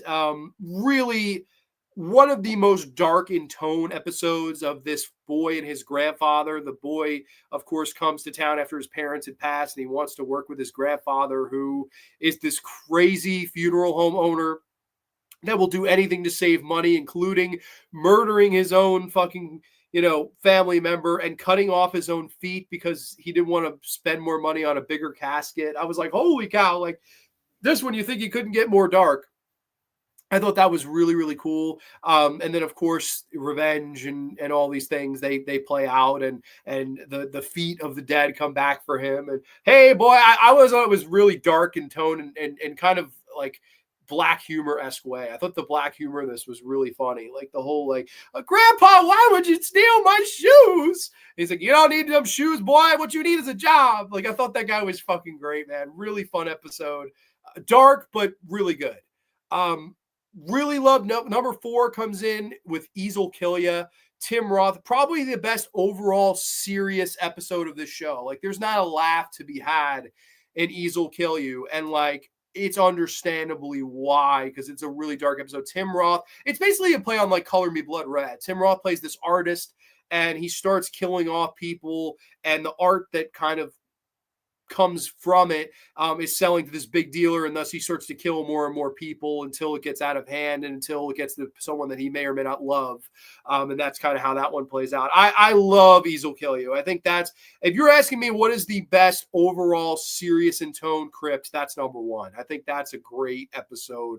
I love Easel Kill You. Tim Roth does a great job. Really great one. I think that's season 3. I think that's the best episode of that season. Top 3 now. Top 3. Coming in at number 3, Demi Moore and the legendary Jeffrey Tambor in Dead Right. I love Dead Right. This was the season 2 premiere. To me, this was crazy how well this was directed. And this was directed by, oh God, what's his damn name? He was married to, oh my God, I can't think of his damn name. His name's not coming to my head, but he was mainly a comedy director. He directed The Great Outdoors. Howard Deutsch. That's what Howard Deutsch directed this episode. There are some of the sequences where they're dancing in the dream world, Demi Moore and Jeffrey Tambor. I'm in heaven, and we're off together, dancing cheek to cheek. I loved that. I thought that was really good. I loved the whole twist that she thinks she's marrying him for his money, but he's not going to die. It's in fact she that wins the money, and then she walks out and him cuts this promo. I don't love you. I never did. You're a fat pig. And oh, if I can't have you, no one can. Stabs the hell out of Demi Moore, and then the whole thing kind of goes to hell. I mean, I loved that. I thought that was great. The makeup on Jeffrey Tambor, his performance. Demi Moore, to me, in her best role. I loved Demi Moore in this. I thought she did a really good job. Kate Hodge in a small part. Dead Right, to me, is absolutely in conversation for best episode of this. I thought it was absolutely great. Great episode. Coming in at number 2 from season 5, Forever Ambergris. Yes, I love this one. Steve Buscemi, Lisette Anthony, crazy body horror, crazy gore, goopy horror at its finest. The whole finale, just absolutely, when I first saw it, I was like, holy fucking shit, that is crazy. And that's why I love this show. Easily could be argued as number 1. Just a absolute batshit crazy episode that I love from start to finish. Really love Forever Ambergris. Which takes us to number 1. The number 1 episode of Tales from the Crypt, in my humble opinion, is Four-Sided Triangle. Yeah, I know. Shocking. I loved this one. And like when I reviewed it, I gave it an S. I really loved this one. But upon like thinking about it and upon have time has passed, I've gone back to rewatch this one the most for some reason. Of course, this is the one with Patricia Arquette, and she shows up on the lawn of this, of course, farming couple. One of them is one of the pitchers from Major League. He's in Hoosiers. I want to see Chelsea something is his name. He's a great actor anyway. He, of course, they take her in and he's infatuated with her and he wants to have sex with her and he's having all of these fantasies about her. And of course, his wife is threatening him. Don't you get any ideas, old man? You do anything, I will beat you over the head with this shovel till you stop moving. And of course, he one day decides to try to jump her, take her, take advantage of her. He does, but he gets caught, and so he stops. And then, of course, when Patricia Arquette wakes up, she says that she had sex with the Scarecrow, and the Scarecrow, took her innocence and all these things. But it was an amazing night of passion and all of this. And then, of course, what's Chelsea's idea? But I'll dress up as the Scarecrow. What a better way to get with her? And then all hell breaks loose in the third act in this crazy, like, stormy night. I loved that one. Tom Holland directs that. It's funny, Tom Holland directed 2 of my top 6. Lover Come Hack to me was the one oddball out, but King of the Road and Four-Sided Triangle were both directed by Tom Holland. I thought he did a great job of both. Four-Sided Triangle, I know, weird favorite. I've never heard anyone else say that was their favorite. But if I'm going to be honest with you, that is the one I go back and watch the most. I think it's the one that is the most memorable. It's really well acted. It has a lot to say about the horrors of desire and the horrors of jealousy and the horrors of fantasy and the whole idea of the Scarecrow in the yard. Did it come to life before? Did it come to life after? Maybe, just maybe, I could use it as a scapegoat to have sex with this beautiful woman in my yard while my wife's here. I really like that. I thought Four-Sided Triangle was a masterpiece. And for me, my top episode of Tales from the Crypt. Now, there was other great ones. Carry On Death is one. Till Death is a great one. There's so many great Tales from the Crypt episodes. So don't think that, just because I didn't mention your top 11, that I don't like that episode. Of course, you could go back in the archives and see where I ranked every single one of the 93 episodes of Tales from the Crypt, because this has been a fun journey. It's been a really, really long journey, but a fun one. It's been fun covering 7 years of TV over the course of 2. Quite fun indeed. So let's see what comments have to say, and then we'll call it a night here on Grande's Graveyard. I think we were... my computer's just not on my side. No, it was not tonight. Really horrible night for my computer. I'm going to have to end after 11 o'clock on a show I started at 9. One of my favorite Tales from the Crypt Keeper stories is the Avenging Phantom, where you have this bullied boy who wishes to get back at all his tormentors. Okay. Tales has to be the most consistent anthology show there ever was. I would say Twilight Zone is my favorite. Like, where would I rank this all time on the anthology? This would be top 3. It would be The Zone. It would be Dark Side. It would be this. This is better objectively than Dark Side, but subjectively, I like Dark Side better. Dark Side's more my cup of tea, but this is a great show, and it's better than Tales from the Dark Side. I mean, right under the Twilight Zone, this is the next best horror series of all time. But yeah, no, great point. So much more good than bad. Yes, I mean, I think you could count literally on less than 2 hands. It'd be 2 hands on the bad episode, the true bad episodes, maybe 10 in the bunch. I had 7 on that worst list. I didn't have many Ds for this whole series. Like, there's really, mostly quality stuff. The Ventriloquist Dummy episode scared the crap out of me when I was a kid. Really? See, I remember when they first revealed that, I burst out laughing, and then Bobka, looks like we're gonna have to split up the act. Yeah, I love that shit. If I had a favorite Crypt episode, I guess it would be Lower Birth, because of how it is the birth of the Crypt Keeper. I know Tom loves that one too. That's one I didn't really like, but I'd have to go back and rewatch. In Fitting Punishment, it's the grandfather. It's not the grandfather, it's his uncle. That's absolutely right. You were right. Fitting Punishment is great. Also creeped me out when I was young. That's a great one. The actor who played Uncle Ezra was in the original Firestarter. Yeah, that's right. Holy shit. Dead Right is so good. Oh my God, I love Dead Right. Demi Moore is fantastic in that one. Uncle Ezra might come off as the most legitimately reality-based evil character in the entire history of the show. Yeah, he's truly like just a scumbag to his core. Like, there's no good about that guy. Howard Fink coming down the aisle. Another Tales from the Crypt Keeper story I love is Sharon Share, like, where you have this bratty teen who is being terrorized by her sister's doll. Okay. I liked Four-Sided Triangle a lot. Awesome. Glad I'm not alone. Despite everything, you still put together a awesome show. I thank that. I thank you. I'm sorry if this show was lacking anyway. I'm sorry for the delay. Just a mess of a night on the Graveyard. But in similar vein, I guess it plays out like sort of like season 7 of Tales from the Crypt. It was sort of a mess, with hopefully a shining moment or two. Despite the rain delay, this episode of Grande's Graveyard was great fun. Thank you, Tom. I appreciate it. I would love to hear all of your top 10s. I know Tom, especially, you're a big fan of the show. So if anyone wants to share their top 10 in the comments after the show, I would love to see your top 10, maybe your bottom 5. Feel free to let me know.